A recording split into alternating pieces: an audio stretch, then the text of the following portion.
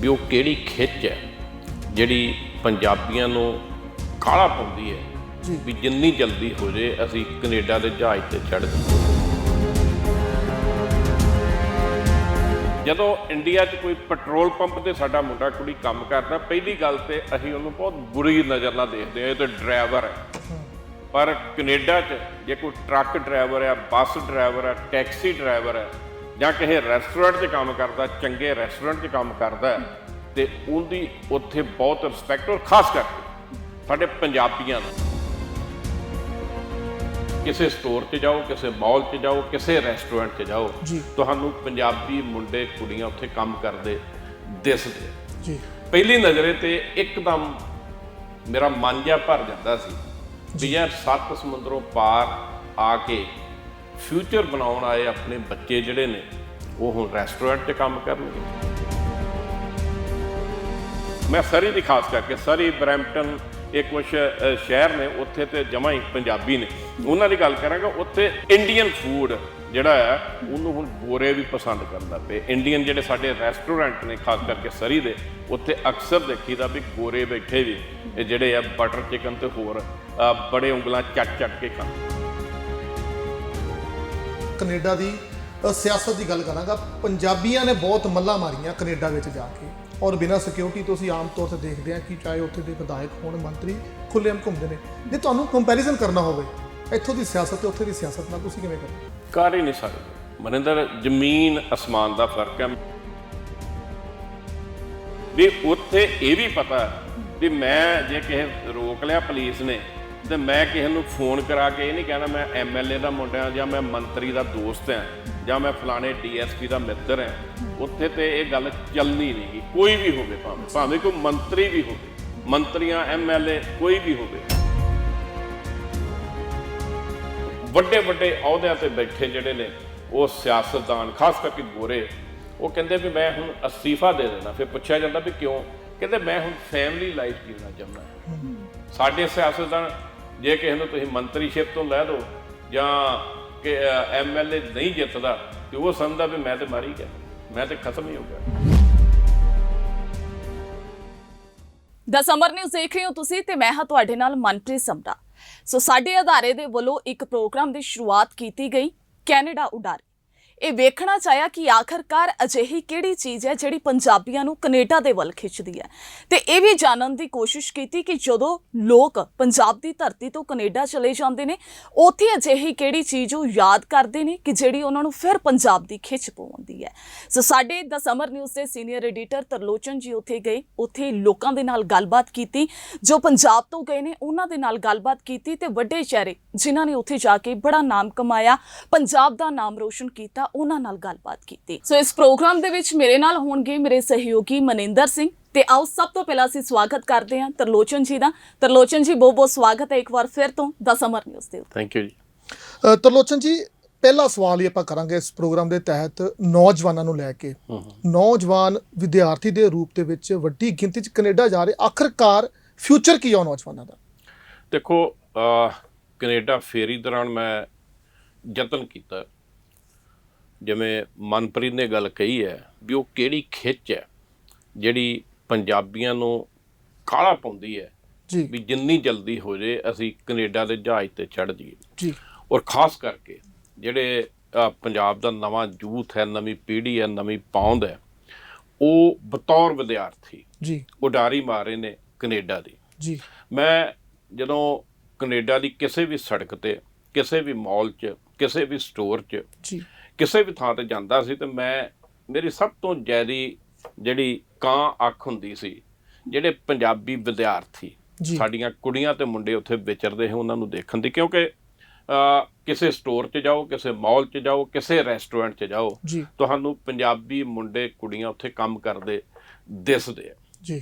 ਪਹਿਲੀ ਨਜ਼ਰੇ ਤੇ ਇੱਕਦਮ ਮੇਰਾ ਮਨ ਜਿਹਾ ਭਰ ਜਾਂਦਾ ਸੀ ਵੀ ਯਾਰ 7 ਸਮੁੰਦਰੋਂ ਪਾਰ ਆ ਕੇ ਫਿਊਚਰ ਬਣਾਉਣ ਆਏ ਆਪਣੇ ਬੱਚੇ ਜਿਹੜੇ ਨੇ ਉਹ ਹੁਣ ਰੈਸਟੋਰੈਂਟ 'ਚ ਕੰਮ ਕਰਨਗੇ, ਉਹ ਕਿਸੇ ਸਟੋਰ 'ਚ ਸੇਲਜ਼ਮੈਨ ਦਾ ਕੰਮ ਕਰਨਗੇ ਜਾਂ ਕਿਸੇ ਪੈਟਰੋਲ ਪੰਪ ਤੇ ਕੰਮ ਕਰਨਗੇ, ਇੱਦਾਂ ਦੇ ਕੰਮ।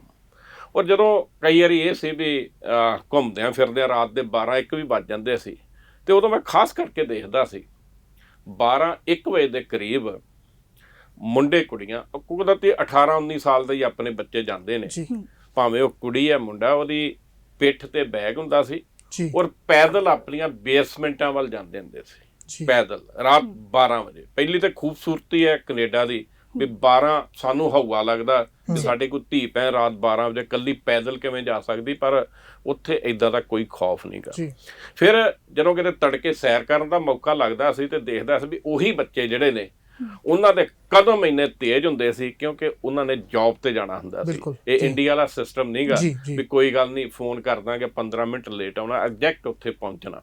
ਜੀ। ਸੋ ਉਹਨਾਂ ਨੂੰ ਮੈਨੂੰ ਲੱਗਦਾ ਸੀ ਵੀ ਜਿਵੇਂ ਬੜੀ ਤਰਸਯੋਗ ਹਾਲਤ ਹੈ।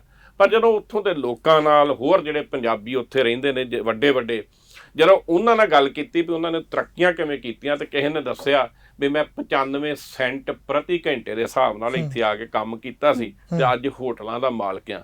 ਕਿਸੇ ਨੇ ਕਿਹਾ ਮੈਂ ਬੂਰਾ ਚੁੱਕਿਆ ਸੀ ਆ ਕੇ ਤੇ ਅੱਜ ਉਹ ਵੱਡੇ ਯਾਰਡ ਬਣਾ ਕੇ ਤੇ ਵੱਡਾ ਟਰਾਂਸਪੋਰਟਰ ਬਣਿਆ। ਏਦਾਂ ਦੀਆਂ ਗੱਲਾਂ ਸੁਣ ਕੇ ਫਿਰ ਮੈਨੂੰ ਲੱਗਿਆ ਵੀ ਇਹ ਜਿਹੜਾ ਯੂਥ ਹੈ ਇਹ ਅੱਜ ਸਾਨੂੰ ਲੱਗਦਾ ਹੈ ਵੀ ਵੈਸੇ ਤਾਂ ਮਿਹਨਤ ਕਰਨੀ, ਕਿਸੇ ਤਰ੍ਹਾਂ ਦਾ ਕੰਮ ਕਰਨਾ ਕੋਈ ਬੁਰੀ ਚੀਜ਼ ਨਹੀਂ। ਤੁਸੀਂ ਇਮਾਨਦਾਰੀ ਨਾਲ 10 9 ਦੀ ਕਿਰਤ ਕਰੋ, ਕੋਈ ਵੀ ਹੋ ਸਕਦੀ ਕਿਰਤ ਤੇ ਰੱਬ ਦਾ ਰੂਪ ਹੈ। ਮੈਨੂੰ ਲੱਗਾ ਵੀ ਕਿਸੇ ਵੇਲੇ ਇਹ ਵੀ ਉਸ TC ਤੇ ਪਹੁੰਚ ਸਕਦੇ ਨੇ, ਕਿਉਂਕਿ ਇੱਕ ਫਰਕ ਹੈ ਜਿਹੜੇ ਅੱਜ ਤੋਂ 40-50 ਸਾਲ ਪਹਿਲੋਂ ਕੈਨੇਡਾ ਗਏ ਸੀ ਸਾਡੇ ਪੰਜਾਬੀ, ਉਹ ਬਹੁਤੇ ਪੜ੍ਹੇ ਲਿਖੇ ਨਹੀਂ ਸੀ, ਮਿਹਨਤੀ ਸੀ, ਹਾਰਡ ਵਰਕਰ ਸੀ। ਉਹ ਖੇਤਾਂ ਚੋਂ ਉਹ ਸੜਕਾਂ ਤੋਂ ਉੱਠ ਕੇ ਉੱਥੇ ਗਏ ਸੀ, ਆਰਿਆਂ ਤੇ ਜਾ ਕੇ ਕੰਮ ਕੀਤਾ, ਥਕਾਵਟ ਉਹਨਾਂ ਨੂੰ ਹੁੰਦੀ ਨਹੀਂ ਸੀ। ਪਰ ਸਾਡੇ ਬੱਚਿਆਂ ਕੋਲ ਉੱਥੇ ਜਾ ਕੇ ਇੱਕ ਵਰਕ ਕਲਚਰ ਹੈ, ਇੱਕ ਤੇ ਮਿਹਨਤ ਕਰਨ ਲੱਗ ਪੈਂਦਾ, ਦੂਸਰਾ ਉਹਨਾਂ ਕੋਲ ਪੜ੍ਹਾਈ ਹੁੰਦੀ ਹੈ, ਸਿਹਤ ਹੁੰਦੀ ਹੈ। ਉਹ ਸੋਸ਼ਲ ਮੀਡੀਆ ਦੇ ਥਰੂ ਕਿਵੇਂ ਕਹਿ ਲਓ ਟੈਕਨੀਕਲੀ ਬੜੇ ਐਡਵਾਂਸ ਨੇ। ਸੋ ਲੱਗਦਾ ਇਹ ਵੀ ਇਹ ਤੇ ਆਉਣ ਵਾਲੇ 10-15 ਸਾਲਾਂ ਨੂੰ ਜਿਨ੍ਹਾਂ ਨੂੰ ਮੈਂ ਦੇਖਦਾ ਮੈਨੂੰ ਤਰਸ ਜਿਹਾ ਆਉਂਦਾ ਵੀ ਪੈਦਲ ਜਾ ਰਹੇ ਸਾਡੇ ਮੁੰਡੇ ਕੁੜੀਆਂ, ਕਿਸੇ ਵੇਲੇ ਇੱਥੋਂ ਦੇ ਵੱਡੇ ਜਿਹੜੇ ਨਾਗਰਿਕ ਬਣ ਸਕਦੇ। ਪਰ ਦੂਸਰੀ ਗੱਲ ਇਹਦੇ ਵਿੱਚ ਇਹ ਵੀ ਗੱਲ ਇੱਕ ਹੈਗੀ ਵੀ ਹੁਣ ਕੈਨੇਡਾ ਜਿਹੜੇ ਮਾਪਿਆਂ ਨੇ ਕੈਨੇਡਾ ਆਪਣੇ ਬੱਚਿਆਂ ਨੂੰ ਭੇਜਣਾ, ਉਹ ਇਹ ਨਾ ਸੋਚਣ ਵੀ ਕੈਨੇਡਾ ਸੋਨੇ ਦੀ ਮੁਰਗੀ ਹੈ, ਜਾਂਦਿਆਂ ਸਾਡੇ ਬੱਚੇ ਨੇ ਉੱਥੇ ਲੈਂਡ ਹੋਣਾ ਤੇ ਡਾਲਰ ਉਹਦੀ ਜੇਬ 'ਚ ਪੈ ਜਾਂਦੇ ਆ। ਸਟਰਗਲ ਕਰਨਾ ਪੈਂਦਾ, ਬਹੁਤ ਸਟਰਗਲ ਕਰਨਾ ਪੈਂਦਾ। ਔਰ ਕਿਤੇ ਨਾ ਕਿਤੇ ਇਹ ਵੀ ਲੱਗਦਾ ਵੀ ਹੁਣ ਕੰਮ ਵੀ ਪਹਿਲੋਂ ਵਾਂਗ ਨਹੀਂ ਮਿਲਦੇ ਨੇ, ਕੰਮ ਕੋਈ ਪ੍ਰੋਬਲਮ ਨਹੀਂ ਗੀ, ਪਰ ਪਹਿਲੋਂ ਜਿਵੇਂ ਉੱਥੇ ਉਡੀਕਦੇ ਸੀ ਵੀ ਸਾਨੂੰ ਕੰਮੇ ਚਾਹੀਦੇ, ਉਦਾਂ ਦੀ ਗੱਲ ਵੀ ਨਹੀਂ ਗੀ। ਕੰਮ ਲੱਭਣ ਲਈ ਵੀ ਜਿਹੜਾ ਉੱਥੇ ਸਮਾਂ ਚਾਹੀਦਾ। ਪਰ ਤਰਲੋਚਨ ਜੀ ਗੱਲ ਕਰੀਏ ਕਿ ਸਟਰਗਲ ਬੱਚਾ ਕਰਦਾ ਪਰ ਉਹਦਾ ਮੁੱਲ ਪੈਂਦਾ ਨਜ਼ਰ ਆਉਂਦਾ ਹੈ ਉਸ ਕੈਨੇਡਾ ਦੀ ਧਰਤੀ ਤੇ। ਮਨੇ ਤਾਂ ਤੁਹਾਡਾ ਸਵਾਲ ਬੜਾ ਕਮਾਲ ਦਾ, ਬਹੁਤ ਵਧੀਆ ਹੈ। ਜਦੋਂ ਇੰਡੀਆ 'ਚ ਕੋਈ ਟਰੱਕ ਡਰਾਈਵਰ ਹੈ ਜੀ, ਜਦੋਂ ਇੰਡੀਆ 'ਚ ਕੋਈ ਰੈਸਟੋਰੈਂਟ 'ਚ ਕੰਮ ਕਰਦਾ ਸਾਡਾ ਮੁੰਡਾ ਕੁੜੀ, ਜਦੋਂ ਇੰਡੀਆ 'ਚ ਕੋਈ ਪੈਟਰੋਲ ਪੰਪ ਤੇ ਸਾਡਾ ਮੁੰਡਾ ਕੁੜੀ ਕੰਮ ਕਰਦਾ, ਪਹਿਲੀ ਗੱਲ ਤੇ ਅਸੀਂ ਉਹਨੂੰ ਬਹੁਤ ਬੁਰੀ ਨਜ਼ਰ ਨਾਲ ਦੇਖਦੇ ਹਾਂ, ਇਹ ਤਾਂ ਡਰਾਈਵਰ ਹੈ। ਪਰ ਕੈਨੇਡਾ 'ਚ ਜੇ ਕੋਈ ਟਰੱਕ ਡਰਾਈਵਰ ਹੈ, ਬੱਸ ਡਰਾਈਵਰ ਹੈ, ਟੈਕਸੀ ਡਰਾਈਵਰ ਹੈ, ਜਾਂ ਕਿਸੇ ਰੈਸਟੋਰੈਂਟ 'ਚ ਕੰਮ ਕਰਦਾ, ਚੰਗੇ ਰੈਸਟੋਰੈਂਟ 'ਚ ਕੰਮ ਕਰਦਾ, ਤੇ ਉਹਦੀ ਉੱਥੇ ਬਹੁਤ ਰਿਸਪੈਕਟ। ਔਰ ਖਾਸ ਕਰਕੇ ਸਾਡੇ ਪੰਜਾਬੀਆਂ ਦਾ ਸਭ ਤੋਂ ਵੱਡਾ ਜਿਹੜਾ ਮੈਂ ਦੇਖਿਆ ਕਮਾਲ ਕੀਤੀ ਉਹਨਾਂ ਨੇ ਕਈ ਤਾਂ ਡਿਵੈਲਪਰ ਨੇ, ਵੱਡੇ ਵੱਡੇ ਉਹਨਾਂ ਨੇ ਕਲੋਨੀਆਂ ਡਿਵੈਲਪ ਕੀਤਾ ਉੱਥੋਂ ਦੇ ਸਿਸਟਮ ਨੂੰ, ਆਪਣੇ ਕਹਿ ਲਈਏ ਹਾਊਸਿੰਗ ਸਿਸਟਮ ਨੂੰ। ਪਰ ਵੱਡੀ ਗੱਲ ਇਹ ਹੈ ਵੀ ਜਿਹੜੇ ਉੱਥੇ ਮਕਾਨ ਬਣਦੇ ਨੇ ਲੱਕੜ ਦੇ ਹੀ ਬਣਦੇ ਨੇ ਜੀ, ਇਹ ਸਾਡੇ ਪੰਜਾਬੀਆਂ ਨੇ ਜਾ ਕੇ ਇੰਨਾ ਸਕਿੱਲ ਉੱਥੇ ਦਿਖਾਇਆ ਵੀ ਉਹ ਕੰਸਟਰਕਸ਼ਨ ਦਾ ਵੱਡੇ ਪੱਧਰ ਤੇ ਕੰਮ ਸਾਡੇ ਪੰਜਾਬੀ ਕਰਦੇ। ਜਿਹੜੀ ਉਹ ਸਲਾਟਿੰਗ ਰੂਫ ਪੈਣੀ ਹੈ, ਜਿਹੜਾ ਹੋਰ ਸਾਰਾ ਕੰਮ ਹੈ, ਕਿਉਂਕਿ ਮੈਂ ਉੱਥੇ ਇੰਟਰਵਿਊ ਕੀਤੀ ਇੱਕ ਵਿਦਿਆਰਥੀ ਨਾਲ, ਇੱਕ ਉੱਥੋਂ ਦੇ ਠੇਕੇਦਾਰ ਨਾਲ। ਕਮਾਲ ਹੋ ਗਈ ਵੀ ਇੱਥੋਂ ਕੁਝ ਸਿੱਖ ਕੇ ਨਹੀਂ ਗਏ, ਉੱਥੇ ਇੰਨਾ ਸਕਿੱਲ 'ਚ ਹੀ ਉਹਨਾਂ ਵਿੱਚ ਵੀ ਉੱਥੋਂ ਦੇ ਲੋਕ ਕਹਿੰਦੇ ਕਿ ਪੰਜਾਬੀ ਕੋਲੋਂ ਆਪਣਾ ਘਰ ਬਣਾਈਏ, ਬਹੁਤ ਸੋਹਣਾ ਬਣਾਉਂਦੇ ਆ। ਸੋ ਉੱਥੇ ਮੁੱਲ ਪੈਂਦਾ, ਵੱਡੀ ਗੱਲ ਇਹ ਵੀ ਉੱਥੇ ਮੁੱਲ ਪੈਂਦਾ। ਔਰ ਤੁਸੀਂ ਕਿਸੇ ਕਾਫੀ ਸ਼ਾਪ 'ਚ ਜਾਓ, ਕਿਸੇ ਰੈਸਟੋਰੈਂਟ 'ਚ ਜਾਓ, ਕਿਸੇ ਪਬਲਿਕ ਪਲੇਸ ਤੇ ਜਾਓ, ਜਿਹੜਾ ਤੁਹਾਨੂੰ ਉੱਥੇ ਵਰਕਰ ਮਿਲੇਗਾ ਜਿਹੜਾ ਕੰਮ ਕਰਕੇ ਆਇਆ, ਉੱਥੇ ਲਿਬੜ ਦੇ ਧਿਆਨ ਨਹੀਂ ਸਾਡੇ ਵਾਂਗ ਘੱਟੇ ਤੇ ਪੈਂਦੇ ਨੇ, ਪਰ ਪਤਾ ਲੱਗਦਾ ਵੀ ਇਹ ਬੰਦੇ ਦੀ ਡਰੈਸ ਹੈ, ਟਰੱਕ ਚਲਾ ਕੇ ਆਇਆ ਜਾਂ ਡਿਲੀਵਰੀ ਕਰਕੇ ਆਇਆ ਜਾਂ ਕੰਸਟਰਕਸ਼ਨ ਕਰਕੇ ਆਇਆ। ਉਹਨੂੰ ਉੱਥੇ ਲੋਕ ਜਿਹੜੇ ਉਹਦੇ ਕੋਲੋਂ ਲੰਘਦੇ ਨੇ ਉਹਨੂੰ ਲਵ ਕਰਦੇ ਨੇ। ਪਿਆਰ ਕਰਦੇ ਨੇ, ਉਹਨੂੰ ਬਹੁਤ ਰਿਸਪੈਕਟ ਨਾਲ ਉਹਨੂੰ ਮਿਲਦੇ ਨੇ। ਸੋ ਕਿਰਤ ਦਾ ਉੱਥੇ ਮੁੱਲ ਹੈ, ਕਿਰਤੀ ਦਾ ਮੁੱਲ ਹੋਣ ਕਰਕੇ ਕਹਿ ਸਕਦੇ ਹਾਂ ਵੀ ਕੈਨੇਡਾ ਜਿਹੜਾ ਆ ਪੰਜਾਬੀਆਂ ਨੂੰ ਬਹੁਤ ਵਧੀਆ ਲੱਗਦਾ ਜੀ। ਸੋ ਤਰਲੋਚਨ ਜੀ, ਤੁਸੀਂ ਗੱਲ ਕਰ ਰਹੇ ਸੀ ਕਿ ਜਦੋਂ ਇੱਥੇ ਅਸੀਂ ਗੱਲ ਕਰੀਏ, ਇੱਥੇ ਜਿਹੜੇ ਨੌਜਵਾਨ ਨੇ ਜਦੋਂ ਕੰਮ ਕਰਦੇ ਨੇ, ਨੌਜਵਾਨਾਂ ਦੇ ਮਨਾਂ ਦੇ ਵਿੱਚ ਵੀ ਕਿਤੇ ਨਾ ਕਿਤੇ ਹੁੰਦਾ, ਜਾਂ ਅਸੀਂ ਕਹਿ ਲਈਏ ਕਿ ਜਿਹੜੇ ਰਿਸ਼ਤੇਦਾਰ ਨੇ ਉਹ ਹੀ ਕਿਤੇ ਨਾ ਕਿਤੇ ਸਵਾਲ ਚੁੱਕਦੇ ਹੁੰਦੇ ਨੇ ਕਿ ਤੁਹਾਡਾ ਬੱਚਾ ਇਸ ਤਰੀਕੇ ਨਾਲ ਅੱਛਾ ਇਹ ਕੰਮ ਕਰ ਰਿਹਾ, ਪਰ ਉਹੀ ਜੇ ਕੈਨੇਡਾ ਦੇ ਵਿੱਚ ਜਾ ਕੇ ਕੰਮ ਕਰਦੇ ਨੇ ਤੇ ਉੱਥੇ ਉਹ ਇਹੀ ਜ਼ਿਕਰ ਕਰਦੇ ਨੇ ਕਿ ਹਾਂ ਇੱਥੇ ਸਾਡੀ ਮਿਹਨਤ ਦਾ ਮੁੱਲ ਪੈਂਦਾ। ਸੋ ਉੱਥੇ ਉਹਨਾਂ ਨੂੰ ਉਹ ਚੀਜ਼ ਦੀ ਸ਼ਰਮ ਮਹਿਸੂਸ ਨਹੀਂ ਹੁੰਦੀ। ਇੱਥੇ ਸਾਡੇ ਪੰਜਾਬ ਦੇ ਵਿੱਚ ਜੇ ਛੋਟਾ ਮੋਟਾ ਕੰਮ ਕਰਦੇ ਨੇ, ਅੱਵਲ ਤੇ ਸਾਡੇ ਜਿਹੜੇ ਨੌਜਵਾਨ ਨੇ ਅਸੀਂ ਕਹਿ ਲਈਏ ਕਿ ਉਹਨਾਂ ਨੂੰ ਵੀ ਸ਼ਰਮ ਮਹਿਸੂਸ ਹੁੰਦੀ ਹੈ, ਪਰ ਵਿੱਚੋਂ ਜਿਹੜੇ ਆਂਢ ਗੁਆਂਢ ਹੋ ਗਏ ਜਾਂ ਹੋਰ ਰਿਸ਼ਤੇਦਾਰ ਨੇ ਉਹਨਾਂ ਦੇ ਜਾਂ ਸਾਡੇ ਸਮਾਜ ਦੇ ਲੋਕ ਨੇ, ਉਹ ਹੀ ਤਾਨੇ ਮੇਣੇ ਅਸੀਂ ਕਹਿ ਸਕਦੇ ਹਾਂ ਕਿ ਮਾਰਦੇ ਨੇ। ਇਹ ਉੱਥੇ ਜਾ ਕੇ ਤੁਸੀਂ ਫਰਕ ਦੇਖਿਆ ਕਿ ਇੱਥੇ ਜਿਵੇਂ ਨੌਜਵਾਨਾਂ ਦੇ ਵਿੱਚ ਹੁੰਦਾ, ਉੱਥੇ ਨੌਜਵਾਨਾਂ ਦੇ ਵਿੱਚ ਕੀ ਕੁਝ ਹੈ ਜੇ ਇਸ ਚੀਜ਼ ਨੂੰ? ਮਨਪ੍ਰੀਤ, ਉੱਥੇ ਸਵਾਦ ਹੁੰਦਾ, ਇਹੀ ਗੱਲ ਦਾ ਸਵਾਦ ਹੁੰਦਾ। ਉੱਥੇ ਇੱਕ ਪਰਿਵਾਰ 'ਚ ਅਸੀਂ ਕਿਤੇ ਡਿਨਰ ਕਰਨ ਗਏ ਆ, ਫਾਰ ਐਗਜ਼ਾਮਪਲ ਡਿਨਰ ਕਰਨ ਗਏ ਤੇ ਉੱਥੋਂ ਦਾ ਜਿਹੜਾ ਹਸਬੈਂਡ ਵਾਈਫ ਨੇ, ਹਸਬੈਂਡ ਨੇ ਪਹਿਲੋਂ ਖਾਣਾ ਖਾ ਲਿਆ ਤੇ ਉਹਨੇ ਇਹ ਨਹੀਂ ਦੇਖਣਾ ਮੇਰੀ ਪਤਨੀ ਆਊਗੀ ਤੇ ਇੱਥੋਂ ਪਲੇਟਾਂ ਚੱਕੂ, ਉਹਨੇ ਪਲੇਟਾਂ ਚੱਕ ਵੀ ਲੈਣੀਆਂ ਨੇ ਤੇ ਫਿਰ ਪਲੇਟਾਂ ਧੋਣ ਵੀ ਲੱਗ ਪੈਣੀਆਂ ਗੈਸਟਾਂ ਦੇ ਸਾਹਮਣੇ, ਗੈਸਟਾਂ ਦੇ ਸਾਹਮਣੇ। ਤੇ ਜਦੋਂ ਇਦਾਂ ਧੋਂਦੇ ਨੇ ਤਾਂ ਸਾਨੂੰ ਲੱਗਦਾ ਹੈ ਵੀ ਯਾਰ ਕਮਾਲ ਹੈ, ਅਸਲ ਬੰਦੇ ਨੇ ਇਹਨੇ। ਜਿਹੜੀ ਤੁਸੀਂ ਗੱਲ ਕੀਤੀ, ਮੈਂ ਇੱਕ ਉਸਾਰੀ ਹੋ ਰਹੀ ਸੀ ਮਕਾਨ ਦੀ, ਉਹ ਸਟੋਰੀ ਵੀ ਆਪਾਂ ਚਲਾਈ ਹੈ। ਵਿਦਿਆਰਥੀ ਹੀ ਲੂਆਂ ਜਾ, ਮਤਲਬ ਵੀ 18-19 ਸਾਲ ਦਾ, 23 ਸਾਲ ਦਾ ਇਹ ਮੁੰਡਾ, ਤੇ ਮੈਂ ਉਹਨੂੰ ਕਿਹਾ, ਉਹਨੇ ਇੱਥੇ ਔਜ਼ਾਰ ਲਾਏ ਤੇ ਮਿਹਨਤ ਕਰ ਰਿਹਾ ਹੱਥਾਂ ਤੇ, ਉਹਨੇ ਉਹ ਬੰਨੀ, ਟੇਪ ਬੰਨੀ, ਕਿਉਂਕਿ ਔਖਾ ਕੰਮ ਸੀ, ਜੇ ਨਾ ਬੰਦਾ ਤੇ ਉਹ ਕਿੱਲ ਕੁੱਲ ਵੱਜਦੇ ਆ।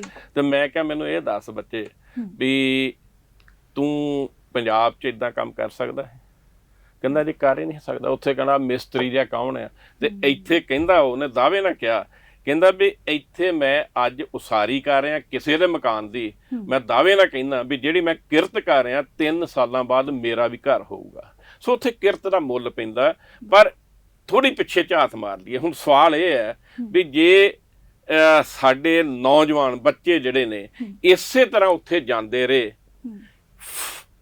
ਪਲਦੇ ਇੱਥੇ ਨੇ, ਮਾਂ ਪਿਓ ਪਾਲਦੇ ਇੱਥੇ ਨੇ, ਜਦੋਂ 18 ਸਾਲ ਦਾ ਹੋ ਜਾਂਦਾ, ਜਦੋਂ ਲੇਬਰ ਕਰਨ, ਕਿਰਤ ਕਰਨ ਦੇ ਯੋਗ ਹੁੰਦਾ, ਤੇ ਜਦੋਂ ਉਹਨੂੰ ਫਿਰ ਆਪਾਂ ਕੈਨੇਡਾ ਦੇ ਜਹਾਜ਼ ਤੇ ਬਿਠਾ ਦਾਂਗੇ, ਉੱਥੇ ਤੇ ਪ੍ਰਫੁੱਲਤ ਹੋ ਜਾਊਗਾ। ਪਰ ਇੱਕ ਉਹਨਾਂ ਨੂੰ ਦੇਖ ਕੇ ਲੱਗਦਾ ਸੀ ਵੀ ਜਦੋਂ ਏਦਾਂ ਦੀ ਸਾਰੀ ਕਰੀਮ ਕੈਨੇਡਾ ਆ ਜੂਗੀ ਤੇ ਫਿਰ ਪੰਜਾਬ ਕੀ ਕਰੂਗਾ। ਇਹ ਸਵਾਲ ਦਾ ਜਵਾਬ ਮੈਨੂੰ ਹਾਲੇ ਤੱਕ ਨਹੀਂ ਮਿਲਿਆ। ਤਰਲੋਚਨ ਜੀ, ਗੱਲ ਕਰੀਏ ਪੰਜਾਬੀਆਂ ਨੇ ਮੱਲਾਂ ਮਾਰੀਆਂ ਪੰਜਾਬ ਕੈਨੇਡਾ ਦੀ ਧਰਤੀ ਤੇ ਜਾ ਕੇ, ਤੁਸੀਂ ਇੰਟਰਵਿਊ ਜ਼ਰੀਆ ਰੂਬਰੂ ਵੀ ਕਰਾਇਆ। ਜਿਵੇਂ ਗੱਲ ਕਰੀਏ ਸੋਹਣ ਸਿੰਘ ਢੇਸਾ, ਬਲਵੰਤ ਸੰਘੇੜਾ ਔਰ ਗਿਆਨੀ ਨਰਿੰਦਰ ਸਿੰਘ, ਇਹਨਾਂ ਦਾ ਬੈਕਗਰਾਉਂਡ ਕਿਹੋ ਜਿਹਾ ਸੀ ਕਿ ਇਹਨਾਂ ਨੇ ਕਦੋਂ ਇਹ ਕੈਨੇਡਾ ਪਹੁੰਚੇ ਸੀ? ਇਹ ਨਾਮ ਜਿਹੜੇ ਅੱਜ ਤੁਸੀਂ ਰੂਬਰੂ ਕਰਾਏ ਲੋਕਾਂ ਦੇ ਮੂਹਰੇ, ਤੇ ਇਹਨਾਂ ਨੇ ਵੀ ਸਟਰਗਲ ਕੀਤਾ ਸੀ ਬਹੁਤ ਜ਼ਿਆਦਾ ਕੈਨੇਡਾ ਦੀ ਧਰਤੀ ਤੇ। ਦੇਖੋ, ਸੋਹਣ ਸਿੰਘ ਢੇਸਾ ਇਹ ਚਮਕੌਰ ਸਾਹਿਬ ਦੇ ਨਾਲ ਇੱਕ ਪਿੰਡ ਆ, ਪੜ੍ਹੇ ਲਿਖੇ ਨੇ ਬਹੁਤ, ਔਰ ਉਹਨਾਂ ਨੇ ਦੱਸਿਆ, ਜਿਵੇਂ ਪਹਿਲਾਂ ਜ਼ਿਕਰ ਕੀਤਾ, ਮੈਂ ਕਿਹਾ ਵੀ ਤੁਸੀਂ ਕਿਵੇਂ ਸ਼ੁਰੂਆਤ ਕੀਤੀ? ਕਹਿੰਦਾ ਮੈਂ ਤਾਂ ਇੱਥੇ ਆਇਆ ਸੀ, ਘੁੰਮਣ ਆਇਆ ਸੀ, ਇੱਥੇ ਰਹਿ ਗਏ ਤੇ ਪਹਿਲੀ ਜੌਬ ਜਿਹੜੀ ਸੀ 95 ਸੈਂਟ ਪ੍ਰਤੀ ਘੰਟੇ ਦੇ ਹਿਸਾਬ ਨਾਲ ਮੈਂ ਇੱਥੇ ਕੰਮ ਕੀਤਾ, $1 ਵੀ ਨਹੀਂ, ਪੂਰਾ 95 ਸੈਂਟ ਦੇ ਹਿਸਾਬ ਨਾਲ ਕੰਮ ਕੀਤਾ ਸੀ। ਤੇ ਕਹਿੰਦਾ ਫਿਰ ਮੈਂ ਆਪਣੇ ਭਰਾ ਇੱਥੇ ਬੁਲਾ ਲਏ ਤੇ ਸਾਡੇ ਪਰਿਵਾਰ 'ਚ ਇਤਫਾਕ ਬਹੁਤ ਸੀ ਤੇ ਉੱਥੇ ਕਲੋਨੀਆਂ ਕੱਟੀਆਂ ਜੀ, ਕੀ ਬਾਤ, ਸੈਂਕੜੇ ਪਲਾਟ ਕੱਟ ਕੇ ਤੇ ਵੇਚੇ ਉਹਨਾਂ ਨੇ ਜੀ। ਉਹਨਾਂ ਦਾ ਆਪਣਾ ਹੋਟਲ ਹੈ, ਆਪਣੇ ਉਹਨਾਂ ਦੇ ਪੈਟਰੋਲ ਪੰਪ ਨੇ, ਹੋਰ ਕਈ ਕੁਛ ਹੈ, ਔਰ ਉਹਨਾਂ ਦੇ ਕੋਠੀਆਂ ਘਰ ਜਿਹੜੇ ਨੇ ਏਦਾਂ ਦੇ ਨੇ ਜਿੱਥੇ ਪੰਜਾਬ ਦੇ ਮੁੱਖ ਮੰਤਰੀ ਚਰਨਜੀਤ ਵੀ ਜਾ ਕੇ ਖੁਸ਼ੀ ਮਹਿਸੂਸ ਕਰਦੇ ਨੇ, ਤੇ ਪੰਜਾਬ ਦੇ ਸਾਬਕਾ ਮੰਤਰੀ ਜਿਹੜੇ ਬਲਬੀਰ ਸਿੱਧੂ ਉਹ ਵੀ ਉਹਨਾਂ ਦੇ ਘਰ ਰਹਿੰਦੇ ਨੇ। 95 ਸੈਂਟ ਪ੍ਰਤੀ ਘੰਟਾ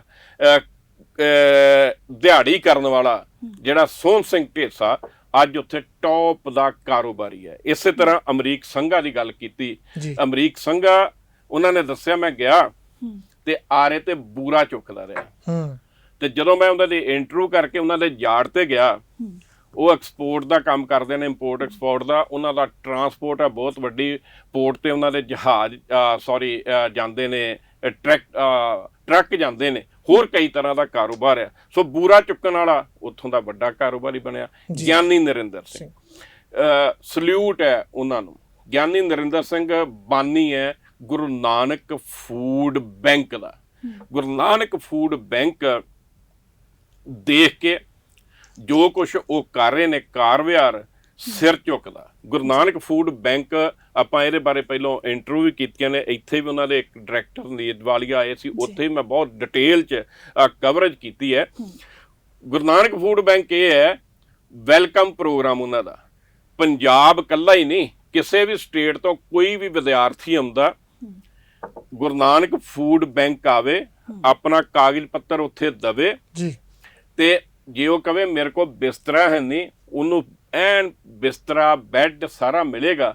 ਤੇ ਜੇ ਉਹ ਕਹੂਗਾ ਕਿ ਮੇਰੇ ਕੋਲ ਰਾਸ਼ਨ ਦਾ ਪ੍ਰਬੰਧ ਨਹੀਂ, ਤੇ ਹਰ ਮਹੀਨੇ ਉਹਨੂੰ ਪੂਰਾ ਰਾਸ਼ਨ ਦਾ ਪੈਕੇਜ ਮਿਲੇਗਾ, ਜਿਹਦੇ ਵਿੱਚ ਬਿਸਕੁਟ ਤੋਂ ਲੈ ਕੇ, ਚੀਨੀ ਤੋਂ ਲੈ ਕੇ, ਦਾਲਾਂ ਤੋਂ ਲੈ ਕੇ, ਆਟਾ ਤੋਂ ਲੈ ਕੇ, ਜਿਉਣ ਲਈ ਜਿੰਨੀਆਂ ਵੀ ਚੀਜ਼ਾਂ ਚਾਹੀਦੀਆਂ ਸਾਰੀਆਂ ਉਪਲਬਧ ਕਰਦੇ ਨੇ। ਉਹ ਗਿਆਨੀ ਨਰਿੰਦਰ ਸਿੰਘ ਹੈ, ਉਹ ਬਾਨੀ ਨੇ ਉੱਥੋਂ ਦੇ, ਜੀ, ਔਰ ਉਹ ਇਹ ਗੱਲ ਕਹਿੰਦੇ ਨੇ ਵੀ ਸਾਨੂੰ ਪਰਵਾਹ ਹੀ ਕੋਈ ਨਹੀਂ।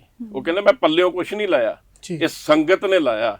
ਇੰਨਾ ਵੱਡਾ ਕਾਰਜ ਕਰਨਾ ਕੈਨੇਡਾ ਦੀ ਧਰਤੀ ਤੇ ਜਾ ਕੇ, ਔਰ ਜਸਟਨ ਟਰੂਡੋ ਜਿਹੜੇ ਕੈਨੇਡਾ ਦੇ ਪ੍ਰਾਈਮ ਮਿਨਿਸਟਰ ਨੇ, ਪਿਛਲੇ ਦਿਨੀ ਜਦੋਂ ਉਹਨਾਂ ਨੂੰ ਪਤਾ ਲੱਗਾ ਵੀ ਇਦਾਂ ਦਾ ਬੈਂਕ ਚੱਲ ਰਿਹਾ, ਤੇ ਬਕਾਇਦਾ ਉਹ ਉੱਥੇ ਗਏ ਤੇ ਉਹਨਾਂ ਨੇ ਕੱਲਾ ਉੱਥੇ ਰਾਸ਼ਨ ਪੈਕ ਦੇਖਿਆ ਔਰ ਪੁੱਛਿਆ ਵੀ ਕਮਾਲ ਹੈ, ਤੁਸੀਂ ਕਿਵੇਂ ਕਰੀ ਜਾਂਦੇ ਜੇ? ਉਹਨਾਂ ਨੇ ਦੱਸਿਆ ਕਮਾਲ ਇਹ ਹੈ ਵੀ ਸਰਕਾਰੀ ਅਸੀਂ ਹਾਲੇ ਤੱਕ ਇੱਕ ਧੇਲਾ ਨਹੀਂ ਲਿਆ, ਮਤਲਬ ਆਪਣੇ ਸੋਰਸ ਰਾਹੀਂ ਅਸੀਂ ਸਾਰਾ ਕੁਝ ਕਰ ਰਹੇ ਹਾਂ। ਸੋ ਇਦਾਂ ਦੇ ਬੰਦਿਆਂ ਨੂੰ ਮਿਲ ਕੇ ਲੱਗਦਾ ਸੀ ਵੀ ਕਿਤੇ ਨਾ ਕਿਤੇ ਉਹ ਪੰਜਾਬ ਤੇ ਪੰਜਾਬੀਅਤ ਨੂੰ ਬੁਲੰਦ ਕਰ ਰਹੇ ਜੀ। ਤਰਲੋਚਨ ਜੀ, ਇੱਥੇ ਅਸੀਂ ਗੱਲ ਕਰੀਏ ਅਮਰੀਕ ਸੰਘਾ, ਜਸ ਸੰਧੂ, ਅੰਤਰ ਸਿੰਘ ਪੰਮਾ ਹੋਣਾ ਦੀ, ਤੇ ਇੱਕ ਤੁਸੀਂ ਇੰਟਰਵਿਊ ਵੀ ਕੀਤੀ ਸੀ ਉਹਨਾਂ ਦੇ ਵੀਲ ਚੇਅਰ ਤੇ ਇੰਦਰਜੀਤ ਢਿੱਲੋਂ ਜਿਹੜੇ ਸਨ, ਉਹਨਾਂ ਨਾਲ ਤੁਸੀਂ ਗੱਲਬਾਤ ਕੀਤੀ। ਉਹਨਾਂ ਨੇ ਕਿਵੇਂ ਪੰਜਾਬੀਆਂ ਦਾ, ਅਸੀਂ ਕਹਿ ਲਈਏ ਪੰਜਾਬ ਦਾ ਜਿਹੜਾ ਚੰਨ ਵਾਂਗੂ ਉੱਥੇ ਨਾਮ ਚਮਕਾਇਆ? ਉਹਨਾਂ ਤੇ ਜ਼ਰੂਰ। ਇਹਨਾਂ ਵਿੱਚੋਂ ਇੱਕ ਜਸ ਸੰਧੂ ਨੇ, ਉੱਥੇ ਇੱਕ ਪ੍ਰਭੂ ਸਵੀਟਸ ਹੈ, ਮੈਂ 5ਵੀਂ ਵਾਰ ਗਿਆ ਸੀ ਕੈਨੇਡਾ, ਤੇ ਪ੍ਰਭੂ ਸਵੀਟਸ ਦੇ ਮੈਂ ਬਰਫੀ ਵੀ ਤੇ ਲੱਡੂ ਵੀ ਤੇ ਪਿੰਨੀਆਂ ਵੀ ਖਾਧੀਆਂ।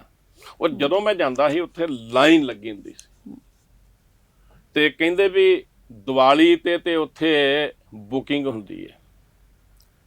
ਉਹ ਦੁਕਾਨ ਜਿਹੜੀ ਸ਼ਾਮ 7 ਵਜੇ ਪੱਕੀ ਬੰਦ ਹੋ ਜਾਣੀ ਹੈ, ਭਾਵੇਂ ਉਹ 24 ਘੰਟੇ ਚੱਲੇ ਤੇ ਉੱਥੇ ਲਾਈਨਾਂ ਲੱਗਦੀਆਂ ਰਹਿਣ। ਤੇ ਜਸ ਸੰਧੂ ਨੇ, ਇੱਕ ਜਲੰਧਰ ਦਾ ਇੱਕ ਪਿੰਡ ਆ, ਉੱਥੋਂ ਦੇ ਉਹ ਵਸਨੀਕ ਨੇ, ਜੱਟ। ਉਹ ਕਹਿੰਦਾ ਮੈਂ ਆਲੂ ਲੰਮਦਾ ਇੱਥੇ ਆ ਗਿਆ ਤੇ ਮੈਂ ਦੁਕਾਨ ਖੋਲ ਲਈ।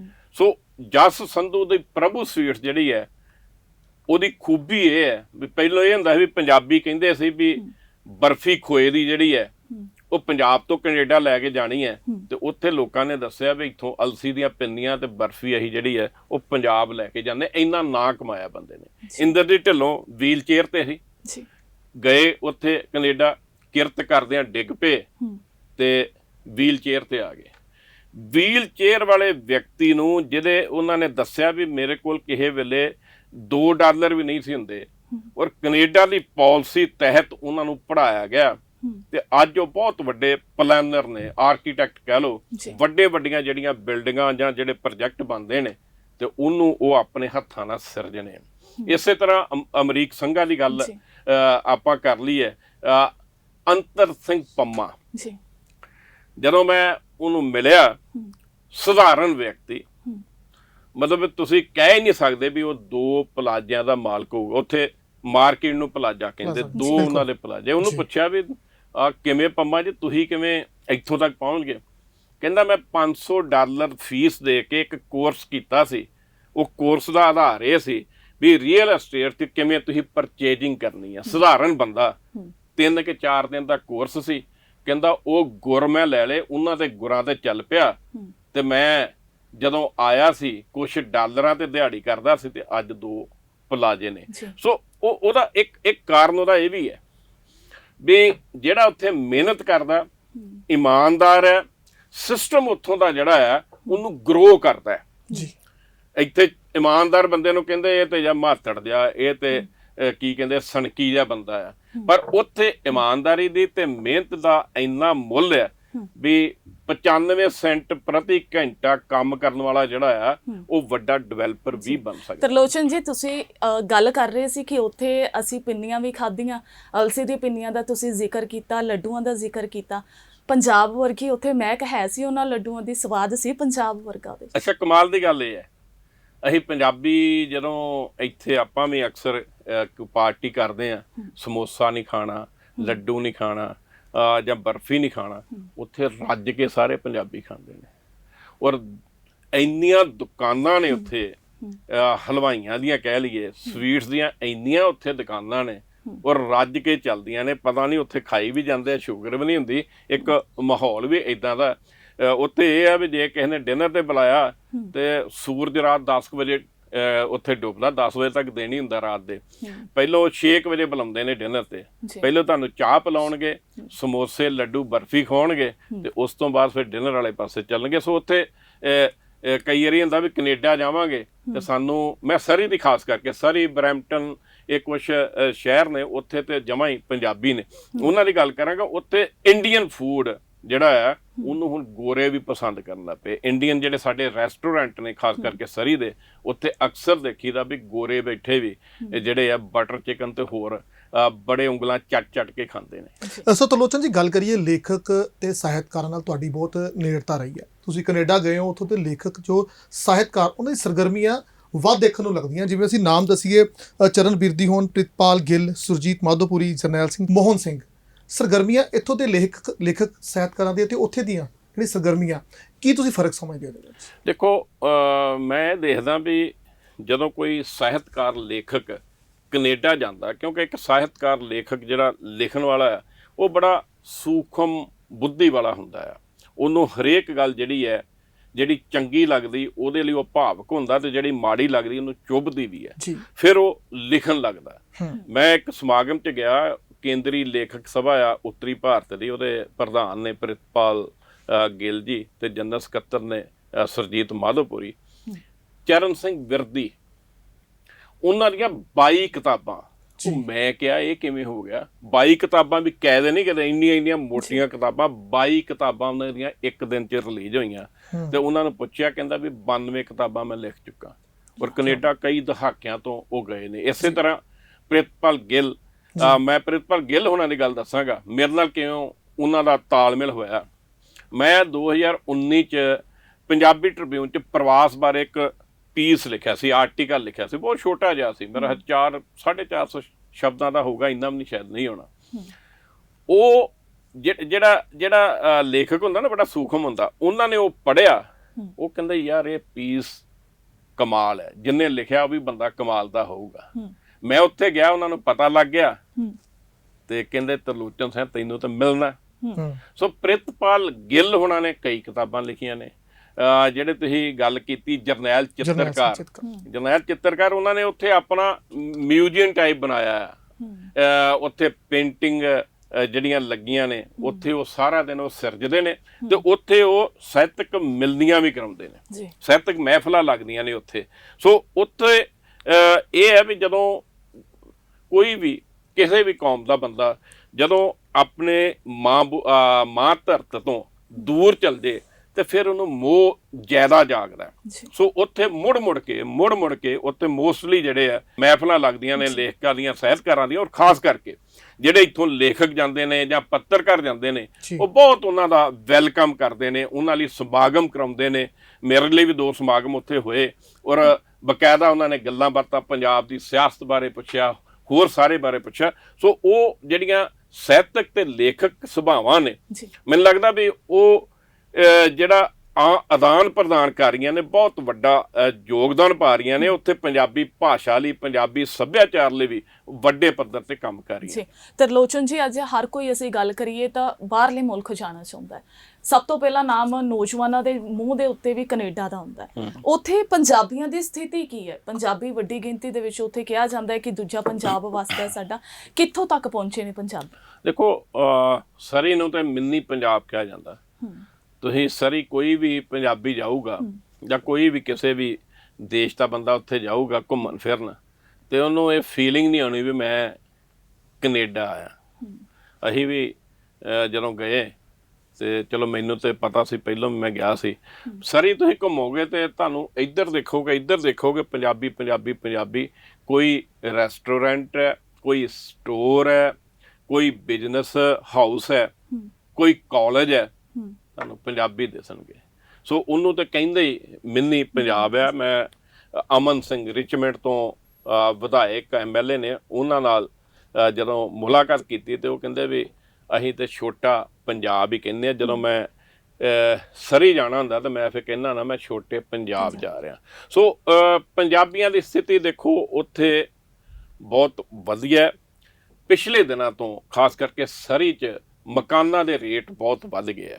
ਜਿਹੜੇ ਸਟੂਡੈਂਟ ਉੱਥੇ ਗਏ ਨੇ, ਜਿਹੜੇ PR ਤਾਜ਼ੇ ਹੋਏ ਨੇ, ਜਿਹੜੇ ਨੌਕਰੀਆਂ ਕਰਦੇ ਨੇ, ਉਹਨਾਂ ਲਈ ਮਕਾਨ ਲੈਣੇ ਥੋੜ੍ਹੇ ਔਖੇ ਹੋ ਗਏ। ਜਿੰਨਾ ਚਿਰ ਉਹਨਾਂ ਦੇ ਮਾਪੇ ਉਹਨਾਂ ਨੂੰ ਕੋਈ ਸਪੋਰਟ ਨਹੀਂ ਕਰਨਗੇ, ਲੱਗਦਾ ਵੀ ਉਹਨਾਂ ਨੂੰ ਉਹ ਮੁਸ਼ਕਿਲ ਆਊਗੀ। ਫਿਰ ਮੈਂ ਕਹੂੰਗਾ ਜੇ ਕੰਪੈਰੀਜ਼ਨ ਕਰੀਏ ਪੰਜਾਬ ਤੇ ਸਰੀ ਦਾ, ਜਿਹੜਾ ਮਿਹਨਤੀ ਹੈ ਉੱਤੇ ਇਹ ਨਹੀਂ ਵੀ ਮਨਪ੍ਰੀਤ ਜਾਂ ਮਨਿੰਦਰ ਨੇ ਇੱਕੋ ਨੌਕਰੀ ਕਰਨੀ ਹੈ।